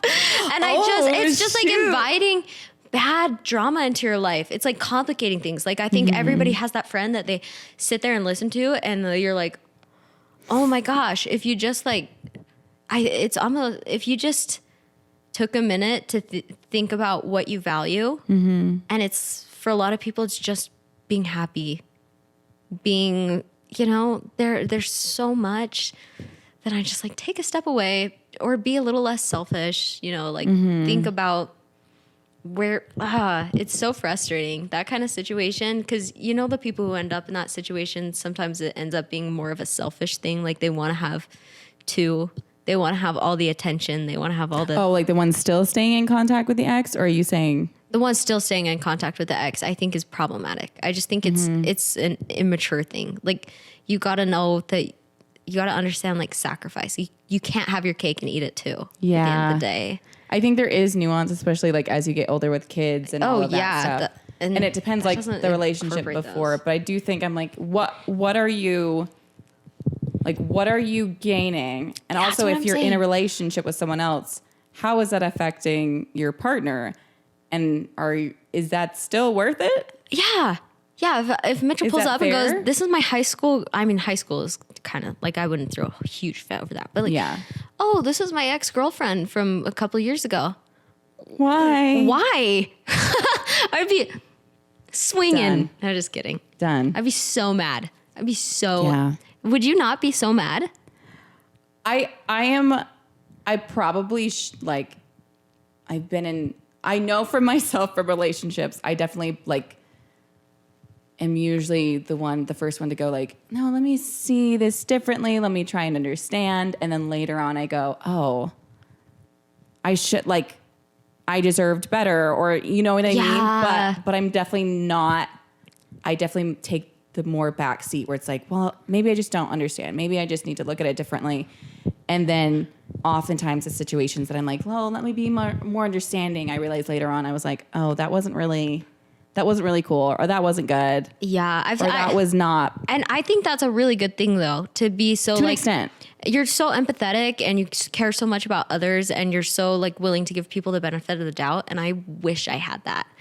But I really think, I don't think it's better. I think the in-between. The in-between, yeah. Because I think we often look at like the more like codependent, which would be me, like, and go, oh, like, oh, that's better or nicer or like more moral. And it's like, well, like, it's not. Like, being a doormat is not like a higher calling. Like, you're just like not Yeah, having but a in this backbone is society, not it like a good thing. kind of is. But And another maybe thing, it's more rare. Yeah. But like, you also, if you don't build a spine and don't learn to stand up for yourself, you just become a vessel and an enabler to like That's all the huge. bad stuff. That's and that's huge. also like, that's really not good. yeah, that's such a good take. So I don't know. That's my thing. I'm like, people go, oh, like that's so great. And I'm like, I thought it was too. And then I realized like, oh no, like I am just allowing more toxicity into myself and to other people when I just like say like, well, it's better for me to be a martyr than to be aggressive or assertive. And it's like, no, like there's an in-between. And that's another thing about the socialization of women in younger ages. It's like we're taught, you know, like it's better to just be accommodating. Benefit of the doubt. Benefit of the doubt. Keep the peace. I recently have been indoctrinated by a femcel TikTok. What is that? What does that I think mean? that's just what my boyfriend calls that as a joke, but it's like that side of TikTok where it's like, read Why Men Love Bitches, read this book, and it's... Is this like Pearl? This isn't Pearl. No. Pearl's different. But it's like the side of TikTok where it's like ladies being like, if your man doesn't do this, this, and this for you, kick him to the curb. If your friends aren't serving you, that's like, it's like so aggressive sometimes. So aggressive. I think there's validity to some extent of that. Some extent, I think, especially for women that have gone so far the other way. where it's like, I think it's good for a lot of people. You need to start feeling like a bitch. You're not being a bitch, but if you don't feel like one. Yeah, I think it's been helpful to even me. I've started to go a little bit in the opposite direction where I'm like so aggressive and I'm like, whoa, what did I just say? But there are a lot of people like in your situation where you feel like you're giving people the benefit of the doubt too much. You're being too passive in your life. Like watch that. Get on femcel TikTok and just like you'll be like if somebody reschedules a date an hour later, you'll be like, no, block them from your contacts. I haven't done that, but yeah, I really think it like depends the audience though. Oh yeah, because there's like an in between on everything is in moderation. Everything's in moderation, and it's like the problem is I know like for example the book you mentioned, Why Men Love Bitches. Why Men Love Bitches, where it's like. I think some women need to hear. I don't know the whole Others thing. don't. I have the book and I've read portions of it, but I think there's other women where it's like you don't need that. You need a different book. Yeah, there's a book for everyone. Yeah, but if you're dealing with feeling like you're always the victim, I don't know if that's a good way to put it. If you're feeling like you're always the doormat, if you're feeling like you're always settling, I think those are the kind of books that you would need. Need a little librarian. Yeah. Yeah. I think that's a good point. I have to get on. But I'm not saying that's femcel talk now, I guess. Yeah. If you look it up, that's probably not what will come up. But this is just your boyfriend's definition. Yeah. He just made that up because he's like, Tyler, you're like a female incel. So when it's come to all of this and everything, with your career, you've blown up, you've kind of hit your stride, feeling like you know what you want to do. Is there have you been able to like find balance with this, especially with like mental health? Is that something that's just been like a breeze for you, or has that like, have you had to like create balance, or do you feel like you just kind of naturally found that within career and relationships? And yeah, there was a time where I felt super overloaded. Like I was in a show, I was doing the career thing, I was doing school, I was doing like so many things at once, and I had a freak attack and just kind of dropped everything for a minute. And I just feel like that helped me to understand what my limit is, how much I can do. So now I actually feel pretty balanced in all things. Like I really think I can work a 9 to 5 and do TikTok and be totally fine. And in fact, be bored every evening. really? Yeah. Yeah. I film my TikToks. I work out in the morning. I film my TikTok in the morning, and then I work 9 to 5, and then 5 rolls around. I'm like, well, I guess I can do whatever I want now. That's really nice. It sounds like you found like do you ever want to do social media full time? Is that the goal at all? Or do you like having the more like the security of the 9 to 5 and then the freedom afterwards? This is something this is a new thing for me to not really know where I'm at or what I want to do. But I like this because now I don't have to like take a 180 when I change my mind. So I'm kind of playing the field right now. Like I love my job. I'm so passionate about my career. I work in production and social media at an advertising agency and do a little bit of consulting, and I just love that. Like I get to organize photo shoots, I get to write commercials. Like I kind of am doing, so fun. I'm basically doing a little bit of everything, and I love that. So that's amazing, and I'm pretty passionate about it. And then TikTok is another thing like I'm super passionate about. I get to be creative and artsy and like own my own space, do my own thing. It's super, super great. It's been a great lucrative hobby. So I'm very content with both of them right now. So, I mean, I think if I want to have longevity as a creator, I think I do need to start working on more long-term things like YouTube or Long form content. Yeah, long-form content like that. So, but I'm not sure when that time to make that jump is, but I do think it's probably coming soon when I need to worry about that. Really? Yeah. So I don't know. I think I would honestly rather stay at my full-time job and hire somebody to help me with TikTok or like social media. Yeah. Than like hop onto TikTok full-time just because I really like my job. So, and you also, so let me get this straight. So didn't you start a company, and is that this one, or you sold that one? So, give me the gist on that. Yeah, I know. I hate talking through my whole life journey to you because it's like half the podcast, but, I mean, that's what we're here for. That's why I'm here for. So I started the company while I was interning at a company. And basically that company kind of did really well within the 3 months that I was doing that company. It was crazy. That's why I was saying I have to leave theater because this like comes so naturally. Like within 3 months, it was doing super, super well. Wow. And I go to my boss of my internship and I'm like, I guess I'm going to quit my internship because I'm making a lot of money doing this. How about it? And he's like, hey, let's just like let's just stay in touch. Like maybe could we just keep you around like an hour or so a week just so we can like, and I was like, kind of like, I wanted to keep a foot in the door. So I kind of pitched like, yeah, I'll stay in a day a week. Like just keep in touch just because like as an intern still? Yeah. I didn't know what I was doing. So I kind of needed to be there because like I've never ran a business before. I like had no idea, so turns out I was very smart to keep a foot in there because my business started spinning out of control and I'm like, oh, I don't want to do this. I don't want to run the business as in, right like, now. Just like too much for one person or did you have employees or what did that look like? I had 2 employees and it was just very stressful. They say the first like 2 to 5 years of running a business is just nonstop grind and hustle. And I'm sitting here like, I'm 19 working 8 hours on a Sunday. F this. Oh, no. I don't like, I love business, but I'm not at a point in my life where I want to experience life. I don't just want to dedicate hustling, to the grinding hustle all the time. all the and time. then Like you look back and you're like, that flew by. yeah, that's basically what I came to. And my boss started getting the vibe for that, and he really wanted me to come back. So he offered to acquire my company into his company. Really? So now Oh, I work at the wow. place I interned at as a director of a department. So crazy. Smart. Crazy. Smart move. So that was really lucky because I didn't know that I was going to hate being an entrepreneur at 19, but I did. Is that something you want to go back into? Yeah, I would want to my goal is to grow my platform big enough that I can launch a brand out of it.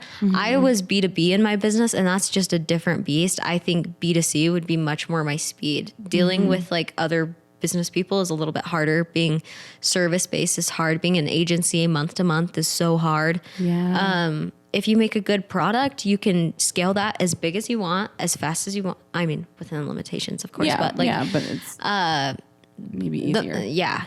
I mean, running an agency is hard because you don't have one boss. You have all of your clients as your bosses. So you have lot. 15 That's a lot. bosses checking up on you every day. It's really hard. It was hard. They It can was be really great, hard. or they can make it terrible. Oh yeah.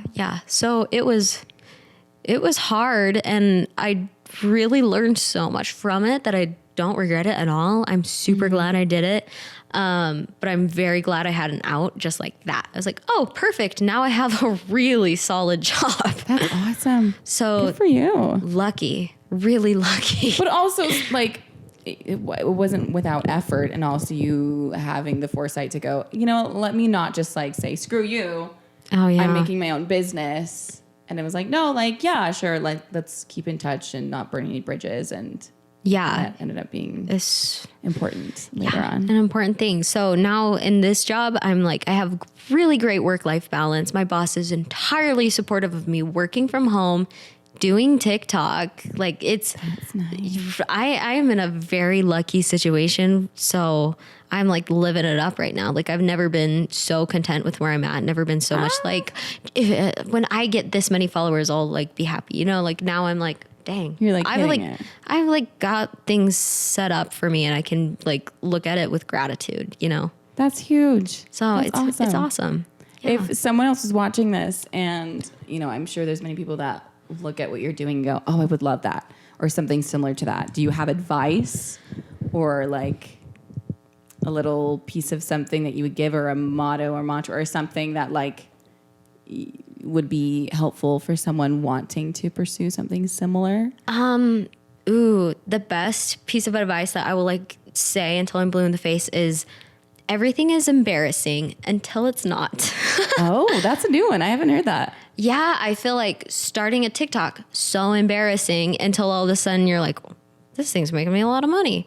This thing's like went viral and I'm like super excited about this. This thing has blown up my career. Or it's like, so even just like starting in school and not knowing everything is so embarrassing when you like are trying to learn and you don't know it. Acting is embarrassing when you're like trying to get started and maybe you don't have a Yeah. reel. Like, I don't know. You have no validation to prove that like what you're doing is like, is this good or is this bad? I don't really know, because you don't really have an audience yet to like get feedback. Right. I think there's so many things, or even in my case, just like trying 100 different things, like it's kind of embarrassing to like go from thing to thing to thing. But once I like got in my groove and found out what worked, I'm like, oh my gosh, I'm so grateful that I tried all these things and got all these skills to get where I am, because definitely like everything I do today uses bits and pieces of all the things I did in the past. Like I still use like my contacts I made in acting. I use all my contacts I made in acting. I cast them in commercials. I use things I've learned from acting to write scripts. I use things I've learned in acting in my TikTok literally every morning at 8 a.m. when I film. I use, like everything is very connected for me. So, just like try stuff, and people are going to laugh at you. People are going to make fun of you. But if you really care about it, whatever water will grow. Well, and I think it's a good lesson too. I think there's a lot of things that, you've tried. I can think in my own life that I've like done that didn't work, but then I'm still using those skills. Like it's not for nothing. It's not a waste. Well, have you done like testing besides acting, or have you been hard acting your whole life? I mean, growing up, it was very much not at all that. It was like I was going to own a karate dojo. That was like, oh, seriously? my plan. And I was competing in martial arts, and I was like, that was my What? thing. I was like, I'm going to be the first female owner of a dojo in Utah. Oh my gosh. And that did not happen. Which What? I didn't get fully to that point yet. I wasn't like old enough to, but I was like, oh, I realized I was like, I don't know how I feel about this anymore. But again, like beating a dead horse, it was like, this is my identity. This is everything. So I'm going to keep doing it. And I just like lost steam and lost desire for it. And it's like, it would still be like a fun thing to like go and do. And there's validity to it now. Cause it's like, well, it's helpful with like stunts and dancing to have that experience and combat experience. Right.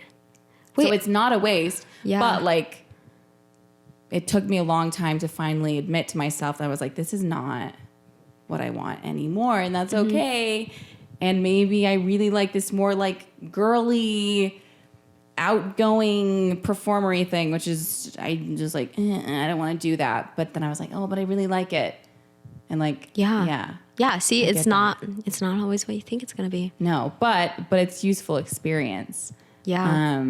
And then going back to, you were just saying Everything is embarrassing till it's everything's embarrassing. I think that's really great. I think that's lovely, especially in like a content creator field, because it's like, do you get a lot of like hate or people you know saying stuff? Oh, people I know see it. it and it makes me cringe every time. I've never gotten past being like, oh, you saw that?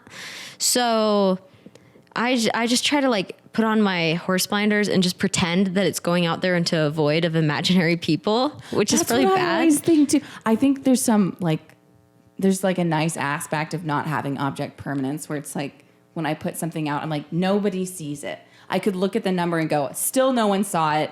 Oh, yeah. And then when people do address it, it's like, oh, that's weird. Yeah, I have that Like, same thing. no. Like it'll have 5 million views and I'll be like, you saw that?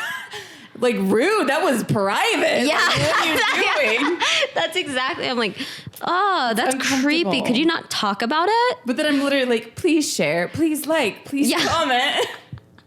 Yeah, oh, that's a that's a weird bit of thing. a- That's it's a weird a thing. conundrum. So, do I get hate?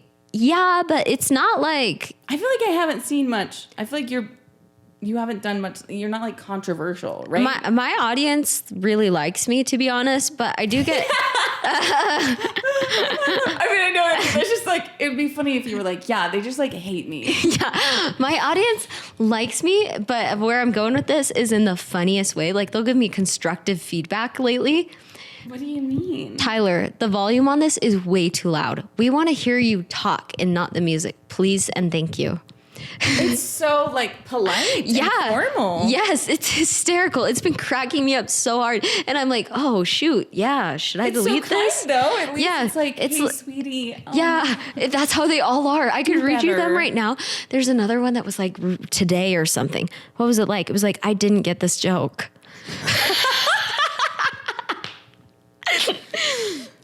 Okay. Oh, I noticed it was a trend in content creators in this comedy space to do like a skip in 2 times speed. And so I tried it and somebody was like, we really can't understand you when you have it in 2 times speed. Could we go back to normal? Sounds like it's like you like gave them a poll and they're just like filling out this little Yeah, Quizlet. it's so and they're like, funny. So that's what my not hate. I like appreciate it. I'm not I used to appreciate like it. like people are usually not that like constructive and considerate. when Yeah, it's usually weird. they, That's like, not the hate you, internet. or Yeah. they're like passive aggressive. Yeah. Oh, yeah. So that's been my experience. Or like if I get a hate comment, it's usually funny. It's funny as hell. I can laugh at You myself. respond? A lot of the times, like I'll just What do do you like say? skull emojis or ha ha ha ha because they're funny. Like if you people need to learn to take a joke because if they'll be like I don't know, like maybe like caterpillar eyebrows or something like that. Like that one's not that funny, but like I'll just be like funny. Mm-hmm. But there are some that are like cut more deep clever. and are hysterical and like they're so mean, but at the same time I'm like. That Sometimes is so it's funny. so mean, or it's just like a little bit true that you're like, you know what? If I was a bully, I'd probably say the same thing because that's like, you like have to have a little bit of respect. Oh yeah. You're I like, do. You're a terrible And, person. Yeah. But like, And like, I'm a comedy creator. I'm a comedy creator. So like rolling with the punches is like part of the bit. It's part of the gig. Like if you're going to make fun of people for a living, then you're going to have to let people make fun of you. So like I'm coming from a different place. Like you're being like very vulnerable, sharing a beautiful story. So your comments are probably so much different than mine. Whereas mine, I just have to be like, oh, whatever. Hilarious. It's different. You're in the territory of like poking fun in a lighthearted way. Oh yeah. Which, speaking of that, are these like based on people close to you or any of them, or is that just like adjacent where like if your friends and family saw, there's no one going, that's me. You made it about me, or have you gotten in trouble and people have been like, was that about me? For the most part, yeah, it's based on people I know. Like, I will just block you. You cannot see it anymore. Yeah. Well, like Almond Mom, like that's one that is, yes, based on a lot of people I know, but a lot of the times it's things that my mom has said that are just cracking me up. I was wondering with that. And you know what? Like, she is your mom? such a champ about it. She has taken it on the chin. She thinks it's hilarious. That's like I've been raised by people who can laugh at themselves, and I know how to laugh at myself. So she knows how to laugh at it. She thinks it's hilarious. She shares it with her friends. Really? So she's in on it. She helps me write the bits a lot of the time. No, so like, really? And it's not like totally based off my mom. Like the first several videos weren't, and then we like started making jokes and like adding on things. It's like a caricature and a mix. Yeah. It's all sorts of things. So yeah, that impresses me. I feel like not everyone would take it as well. Like take it as an attack. But I think they're funny. I think they're great. And I think part of it is that it like morphed into that over time. So like she like is like, oh, say this thing I say, and then all of a sudden it's like, this is kind of based on my mom. She's like, I want to add to it. I want to contribute. I want to part in it. Oh yeah. So it sounds like your mom's supportive. Your parents are supportive of everything. And yeah, it's awesome. They are always like, how many followers are you at now? How many views did that get? My dad is like pretty addicted to Facebook Reels. So he's always excited to see content go viral. Yeah. And like, parents not so supportive of like acting and theater stuff, but as soon as they saw a TikTok check come in, they were like, this is awesome. It's once you get paid, they're like, oh yeah, actually. Yeah, they're like, all right. That's good. I mean, it's working out for you though, and I'm glad they can join in on the fun and everything. Yeah. I think it's a weird career, I'm sure, to explain to people. Oh yeah. Or like also just trying to prove to people like there's validity to this. It's real. It's not an imaginary job. Oh yeah. And it can actually be very lucrative, and like it's where a lot of things are going now. But don't believe me because I'm just young. I don't know anything.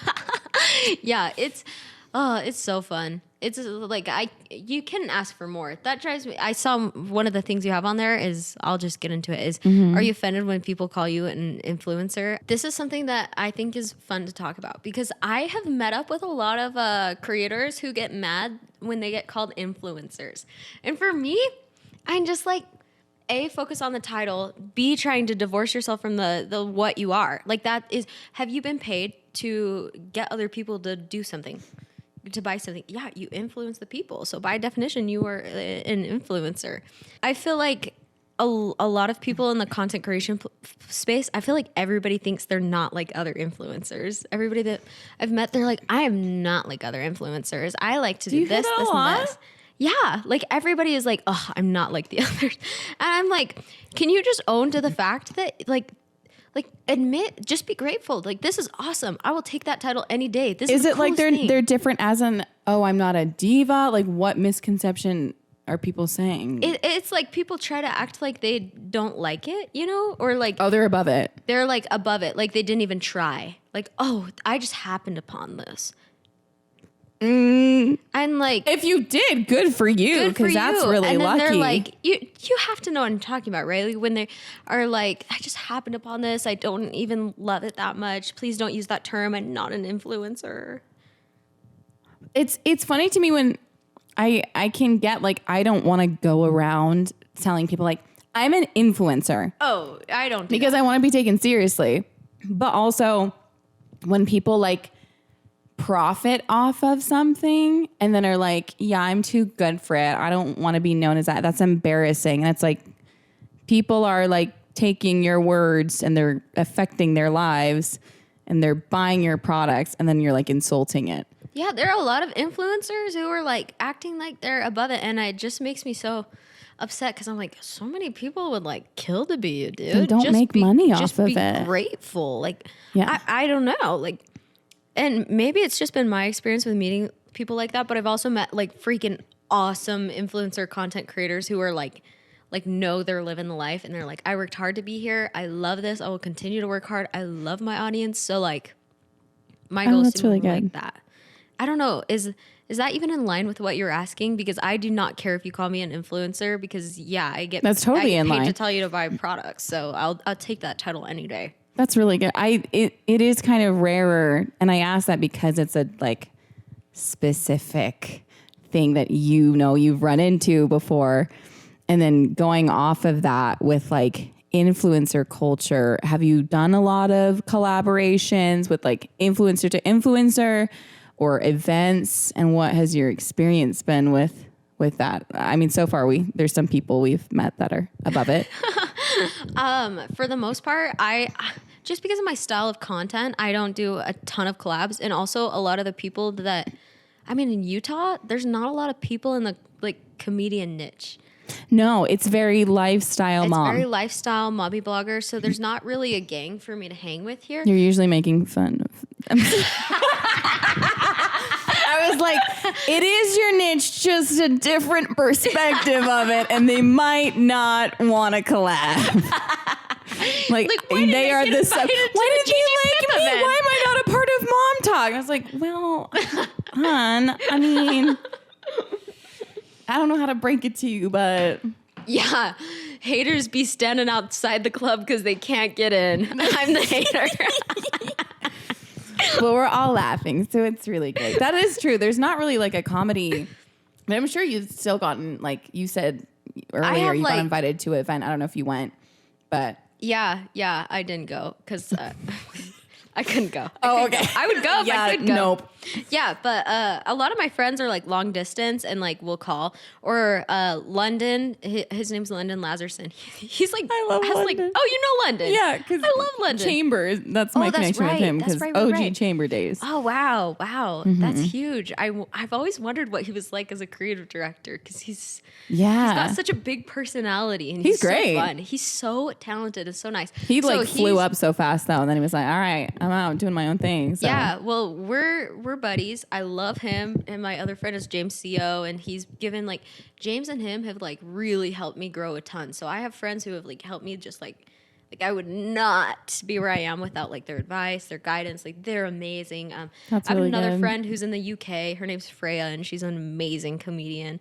So like I have buddies that I stay in touch with. We call, we like we'll message each other like, what do you think about this? What about this? Jackson, he's like I was actually one of his biggest fans. I used to share all of his content with my sister. I loved it so much. I would do that thing where you hold the phone and go, watch this right now. And I remember the day he followed me back. I was like, oh, and since then we like call each other. We're like friends. It's like the coolest thing of my freaking life. Is it usually like around content, or do you feel like, because I feel like the influencer space can be tricky, where there's some people where it's like, I solely am here for content creation and that's it, but it's not explicitly stated, or it's the other way where it's like, no, like we're actually really good friends. I just also like creating content.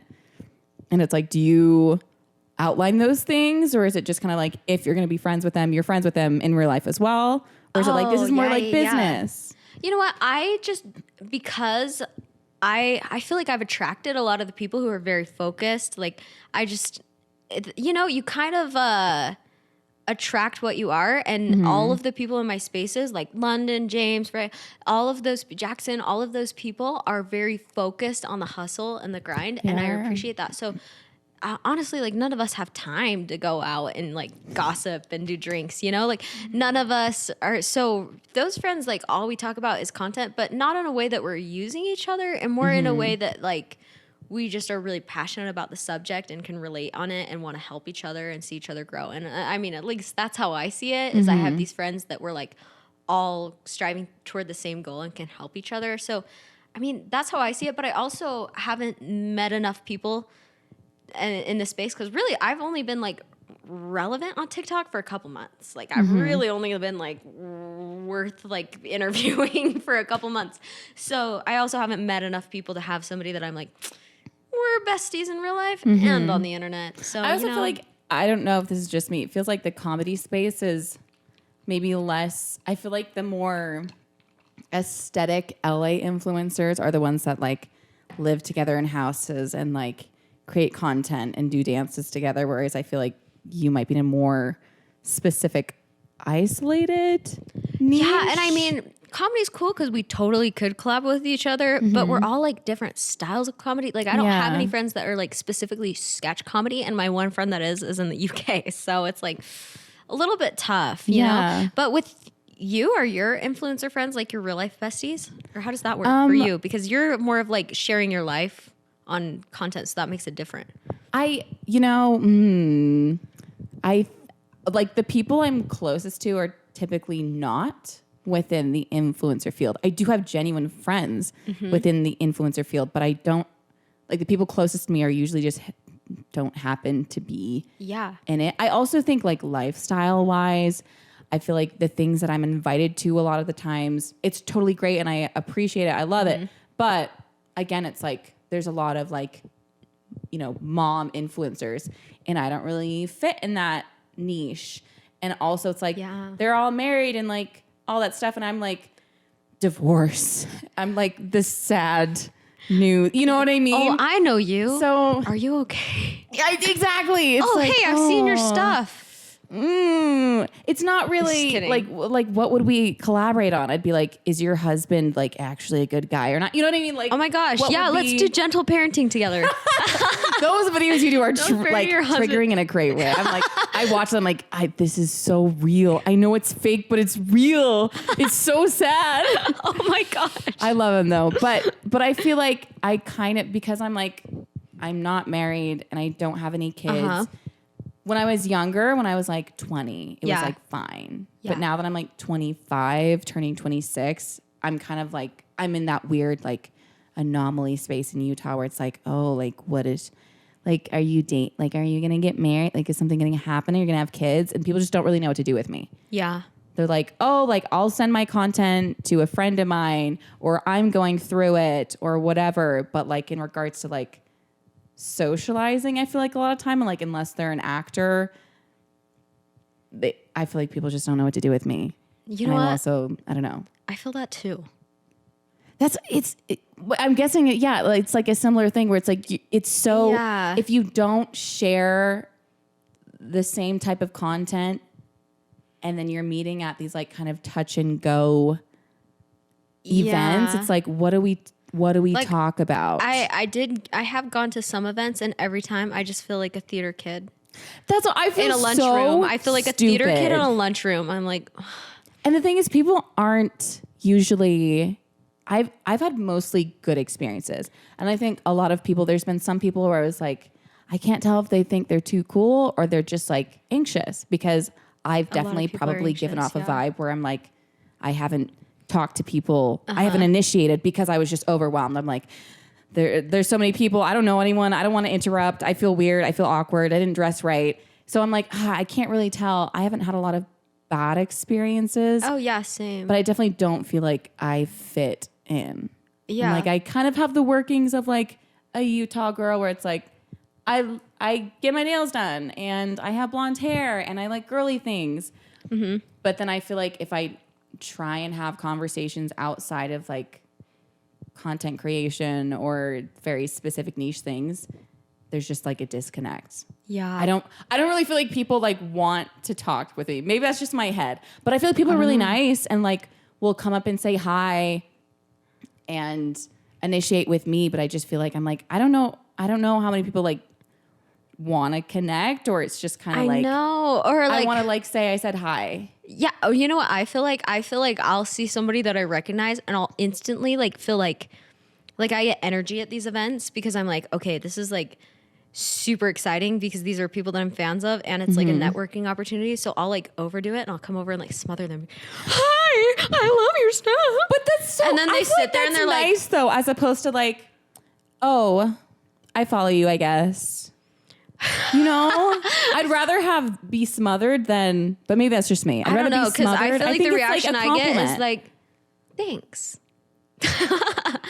But I also feel like that thanks. person, like, if you weren't smothering them, they'd also be like, why aren't they smothering me? Because there's some people that I'm are a just smotherer. What can I say?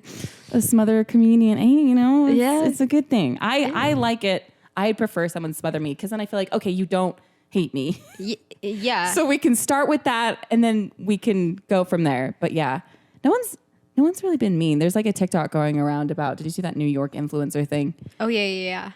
With like, there was like a girl, I don't know who it was, who went to a New York influencer event and she was like, they were mean or Everybody's whatever. rude, yeah. Everyone's getting in their 2 cents or whatever. And the funny thing is, I feel like I haven't really had anyone be mean to me, but the amount of times that I've had people be nice to me, but then behind my back, like, are hate train on me. Really? Yes. Or have like gone to my gosh. friends not knowing they're my friends because they're not on social media. Oh my And gosh. I'm just totally What? like, oh, Monica, oh. And they'll be like, oh, do you know her? And they're like, well, no. Whoa, that's And they'll just crazy. be like so mean because they think it's something to talk about. And then they find out they're talking to my friend, but because we don't post each other, they don't know. And then they feel bad and they're like, oh, well, I didn't mean it. I mean, and I'm like, oh. Oh my And then they'll come gosh. up and say hi at the gym or somewhere. And I That's go, oh. crazy. Like you actually like, or have you ever gotten someone... No, I'm a Like, hermit. I feel yeah. like this is like not a relatable experience. Don't go to Vasa. I'm like, okay, I feel like kind of like I'm irrelevant. I have not experienced any of this. I just feel like you don't. I feel like you do your comedy in such a way that it's like there's not going to be a lot of people offended. I feel like everyone can be in on the joke in my mind. Really? That's I so mean, good. That's what I hope. I haven't watched every single one of your TikToks, but every single one I've seen, Thank you. I would say that. So I'm like, I don't really see a reason to hate you from my Well, I don't see a reason to perspective, hate you, but haters. but I don't. But yeah, people have. I did have someone. Well, I've had it happen a couple times when someone accidentally, like, sends your post to you, trying to send it to someone else to like say something mean. And then my you'll see word. it and then they'll realize and then like try to unsend it. And you know it's like it was to somebody else. And it's That's like, oh, I never thought we were friends. And it's like, this sucks. Oh my word, that's ridiculous. I think that's crazy. the worst form of it. But usually people geez. are nice in person. It's just here where it's Yeah, like I'm not as I always, like, connected in the sometimes area as wonder- you though, so that's like part of it. I'm just like intrigued by your experience because this is crazy. in Denver, do you like get recognized and stuff? Or, like when you go to Whole Foods, probably like almond moms. All Trader there? Joe's. Actually. Trader Joe's. Trader Yeah, Joe's. Trader Sorry. Joe's. But not a ton. But I also like don't really go out a ton. Like I said, I'm a hermit. Yeah, I mean you would avoid it that way. And there's not any influencers in Denver. None. Really? Yeah. There's like one you have girl. a monopoly. That's exciting. No, because who's doing an event for me? Oh, that's Events true. are always you could something make I all the wanted to events. do. I'm like, oh, I want to like go make friends. Well, when you visit here, because you still work here kind of sometimes. Yeah. Right. So Yeah. then you can Yeah. do your collabs and all that stuff. But yeah, I didn't think about Denver and the. But I just you know assumed what? everywhere has influencers. They have one of the world's best comedy scenes. Like, Oh, look at so that. Would you do signed stand up up? for some stand-up classes, and I don't know how to do it, but maybe in this class I'll learn. It's Maybe adjacent. It's adjacent. You could do it. Well, Plus, you let's already not go write that your own far. stuff. You're not just like lip syncing. So it's like I don't know. We'll see. We'll see. I don't know. I It could suck intimidates at me, it, but I think you could do I think it. it's something fun to try. So I'm in a class. We'll see. We'll see. we'll get updates. It's very exciting. Oh yeah. Well, you won't get updates for like a year because That's stand up's probably one of those true. things where you don't tell anyone you're gonna do it until you're like Until you're good. until you're good. Unless you're a true. man. Unless you're a man, you rally everybody, and then you go on Tinder, and then you're like, "Oh, guess what? I'm a comedian. Like, come to my show." Yeah. That sounds. Like- I would never have the gusto to like invite No. dates to No, stuff like that. I don't that's even crazy. want. I don't even want my family like. Yeah. When I was doing No. musical theater, even I was like, "Do not come on opening night. I don't want anyone to see this, even if it's yeah. good. Like, I just know. No one I know. Yeah, it always Strangers gives me is like fine. the chills when it's like my boyfriend's watching me play a 14-year-old Or if girl their on parents stage. come. I'm like, yeah, that has happened. Oh my gosh, my boyfriend, like a couple months into dating, like very new, his whole extended family came to one of my plays. A couple months in? Yeah. This is the current boyfriend. This is my so it current worked out. boyfriend, so it worked out. So it worked really well. Yeah, They were like, yeah. wow, she's amazing. Marry her. No, and his grandma goes, "You have such a beautiful voice. Will you sing at the wedding?" Well, like everything like that. all The the time. wedding? Whose wedding? Oh, his cousins. Oh, That okay. was a Not, little she thrown off. wasn't implying that, like, No. at your wedding. There's no wedding She's as of like, right now. "Will you sing at Mitchell's cousin's wedding?" I'm like, "No." That is very bold. It's That's so funny. It's endearing. in a cute grandma way. It's not in a like you have to way. It's in a cute grandma way. She just doesn't know any better, and that's kind of sweet. It's funny. Or she's like, "Could you sing for me?" Oh. I'm like, what show was it?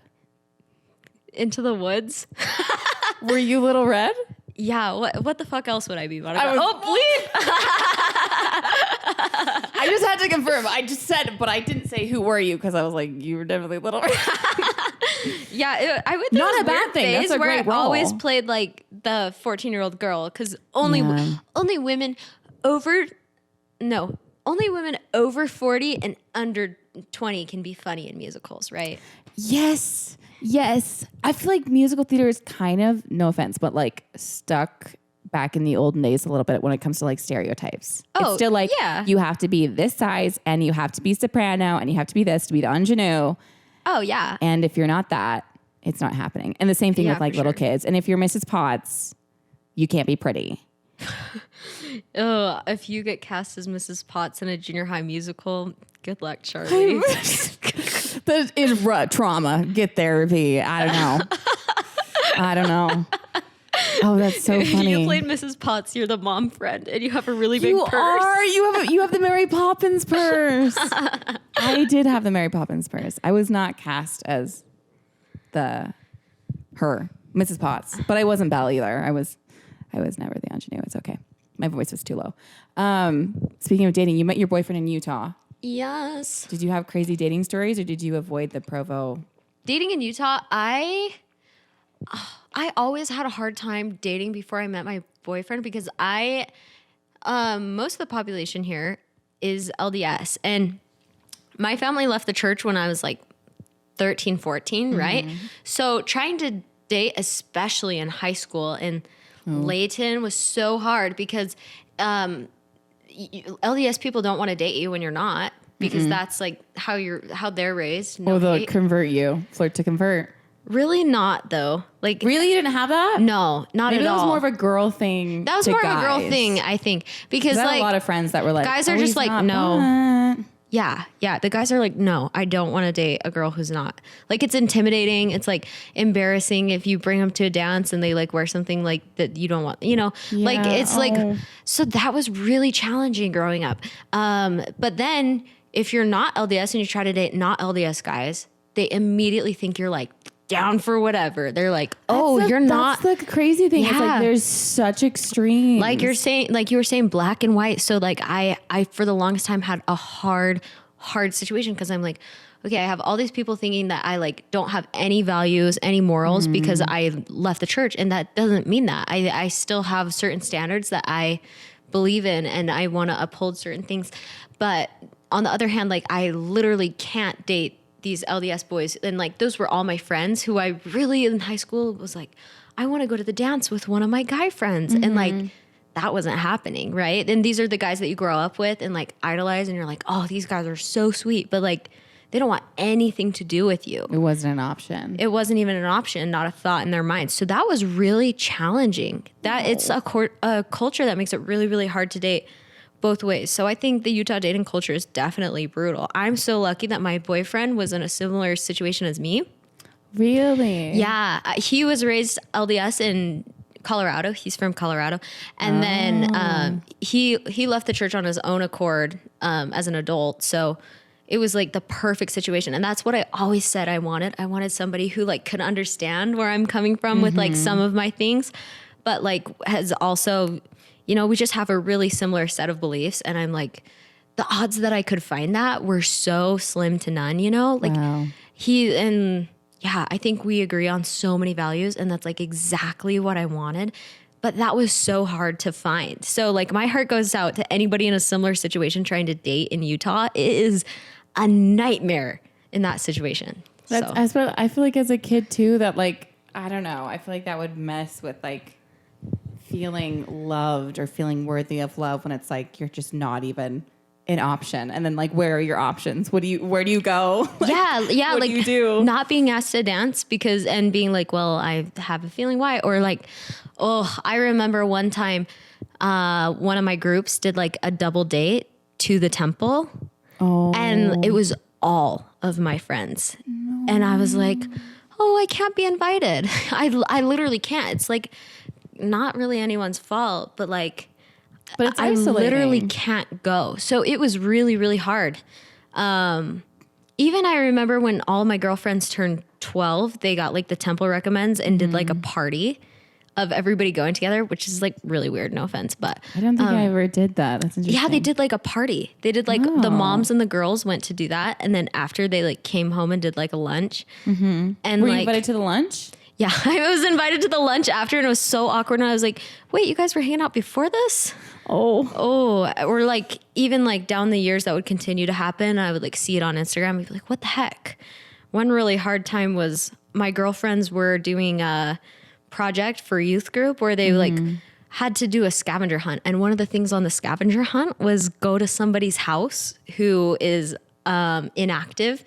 And what you have to do is sign a Book of Mormon with a message about your testimony and why that they need to believe that, deliver it to them and take a selfie with them. So it's all my girlfriends. I'm 12 years old. It's all my girlfriends show up to my door one day after school. I'm like in my jammies because it's like evening time and that's how I roll. So they show up at my door and I'm like, what are you guys doing? Did you want to hang out? And they're like, nope, we're here for church. Give me this Book of Mormon. Make me take a selfie with it. And I'm in like these scroungy jammies and it's like so embarrassing. So like traumatic. I just remember feeling so isolated because I'm like, that's all my friends. I feel like a school project. I was a school project and like now they have this like embarrassing picture of me. Like I feel so isolated. I know I'm a project. Like it was horrible. I would go to school Monday after church and my friends would be like, where were you on Sunday? Like, oh, do we have to go into this again? Yeah. Or like sometimes somebody would bring me something at junior high and be like, it's from our church leaders. They've been missing you. I'm like, oh my gosh. It was horrible. And it was a push and pull of like doing everything I possibly could to try and like fit the standard. Mm-hmm. Like I think I was even more strict about LDS values than my friends that were actually LDS because I just wanted to fit in with them so bad. Really? Like no dating until you're 16. Done. Really? Done. Like, my friends would kiss somebody before they were 16. I'd be like, couldn't be me. But I wasn't even like, the fourth strength of youth or whatever. Yeah. Nothing to me because I wasn't a member of the religion. But it was so... I'm trying to find some like similarity or camaraderie or something. Yeah, and I am still one of you, just different. Yeah, and you would hear the way that they would talk about people who didn't fit that standard. Like, oh, I don't want to be that. Like, I'm already out, like, on paper, but I may as well, like, try to conform. Yeah, so it's like modest clothes, not kissing until I'm 16, no boyfriends, like all of that, like just desperate to find some sort of way to like conform to everybody else. But it was kind of all for nothing because at the end of the day, they all knew I wasn't a member. So that alone is like, you can that was it. That was it. That was like nothing I could do would match that, which is like, I know everybody has a different experience, but yeah, it was hard growing up that way. It was definitely so hard. Isolating. Yeah.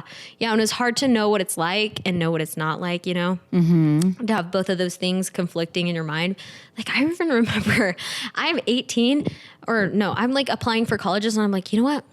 I'm going to go to BYU just because everybody else was. I'm like, I haven't gone to church in years. I'm going to BYU.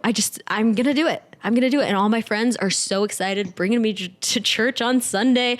And I was like, never mind. I don't want to go to BYU. But I was like so desperate to like get into it. I was like so desperate. I was like, I'm going to go to BYU. Because I'm sure it was like, everyone was like, if you didn't get into BYU, everyone's asking, so where did you get in? Where did you get in? Where are you going? And if you didn't, it was like, oh. Yeah. Yeah. And it was like everybody, like that's where everybody wants to go. Right. Yeah, that is the ideal. That was the peak. Yeah. So yeah. It sounds like you hard. did you feel like growing up now though? I mean, I know you just moved. Do you feel like you've kind of found your own and did it change or do you feel like it's kind of remained consistent with like feeling isolated or do you feel like you found your tribe? Oh, well, the best thing I ever could have done for myself was going to musical theater school because everybody in that program, the youth program, there were only, I think, 20 something of us that made it in. And they're small. They're small. tight-knit. Musical theater programs are small and tight knit and they audition all over the country. So my cohort, there was, I think, 2 other girls from Utah. So everybody else is coming in with these like different backgrounds, different beliefs. They're from California. They're from New York. They're from New Hampshire. They're from these states where like they don't even have a religion or different culture. It's completely. like a totally different culture. And I'm meeting all these people and I'm like, oh my gosh, there's all these different options. There's these different things. They're like introducing me to the whole world. Like it was amazing. Oh, that's lovely. It was something I needed so much. So amazing to have those people. And they just all had such like kind, open, loving personalities. And we all welcomed each other in with open arms because we needed this, we needed each other.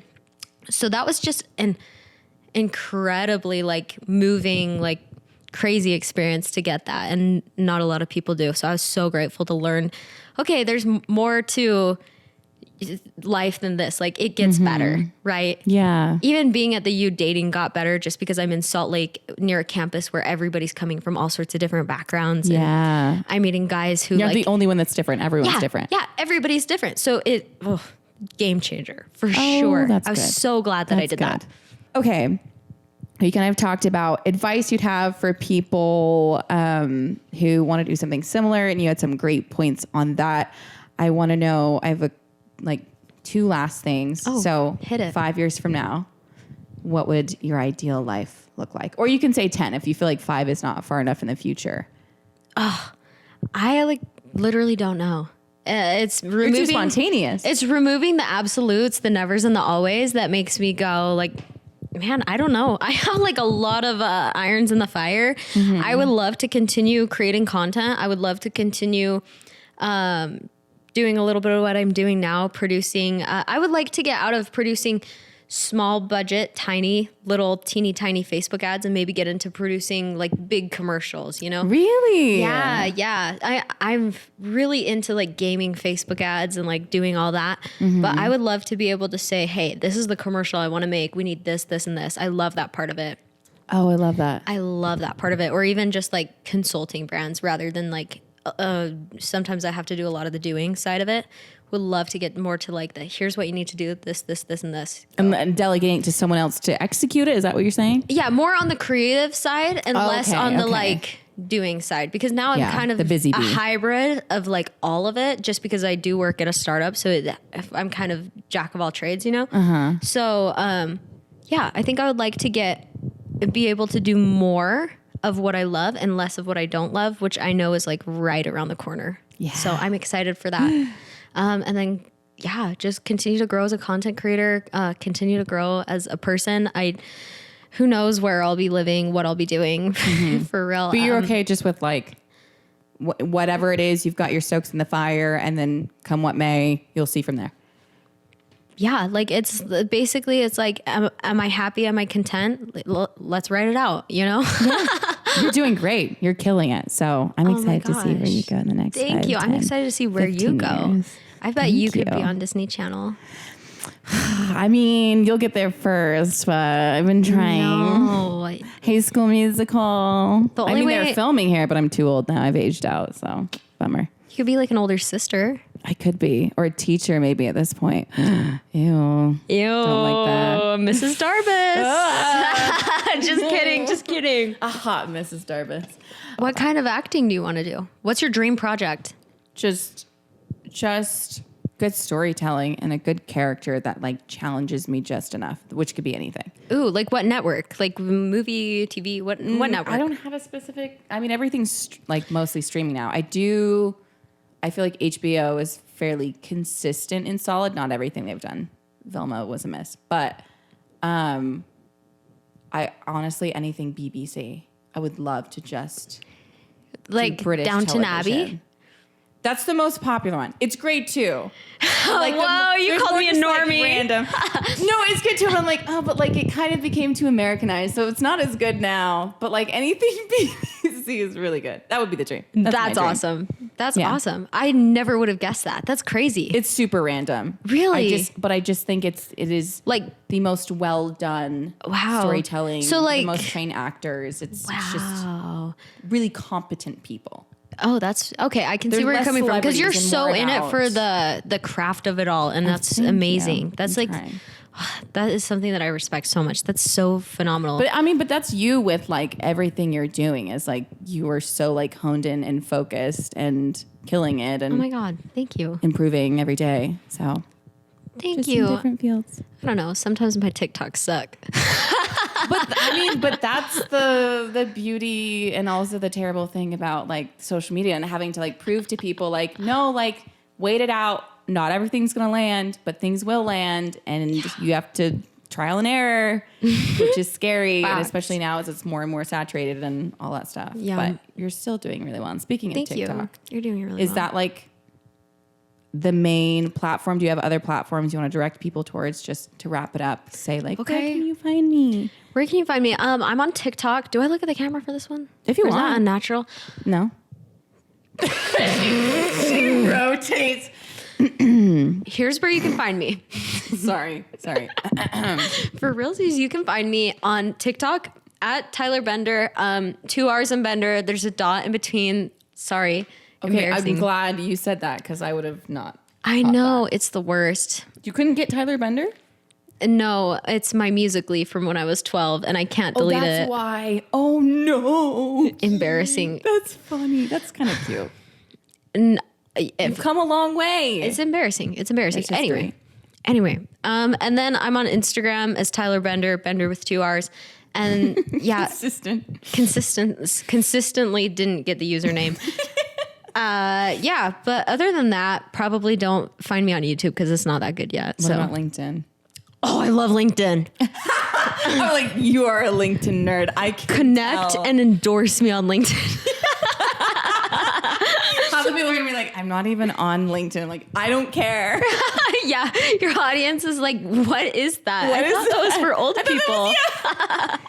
Yes, but we're changing the demographic one Tyler at a time. Oh my gosh, my content on LinkedIn I think is so What funny. do you put on LinkedIn? Like, I've used LinkedIn solely because I've had to in certain spheres where they're like, we don't really know the acting stuff, but we want to hire you. Do you have a LinkedIn? I'm like, oh, okay, and we'll connect over there, and then like go to email because I'm like, I don't do anything with that really. Yeah, it'll be really funny because it's like everybody posting like cringe LinkedIn stuff. Like, here's a story about how I gave a 12-year-old boy $2 to mow my lawn and it changed his life. You know, it's like those crazy like Gary Vee things like hustle, grind, blah, blah, blah. And I'm just like, the picture of the lion with like, Yes! the inspirational quotes. yes, I can if see size it. mattered, the lion would be the king of the jungle. Or no. I messed that up. That I've not heard the elephant would be the king of the jungle. I'm sorry. I literally said the quote wrong.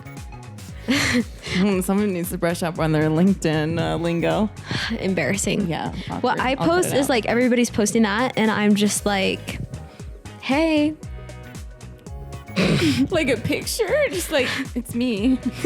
I'm no, a just girl. kidding. I'll be like, yeah, I'll just be like, hey, I'm the only girl under 40 on this app. What's I'm up? better than all of you. Hire me.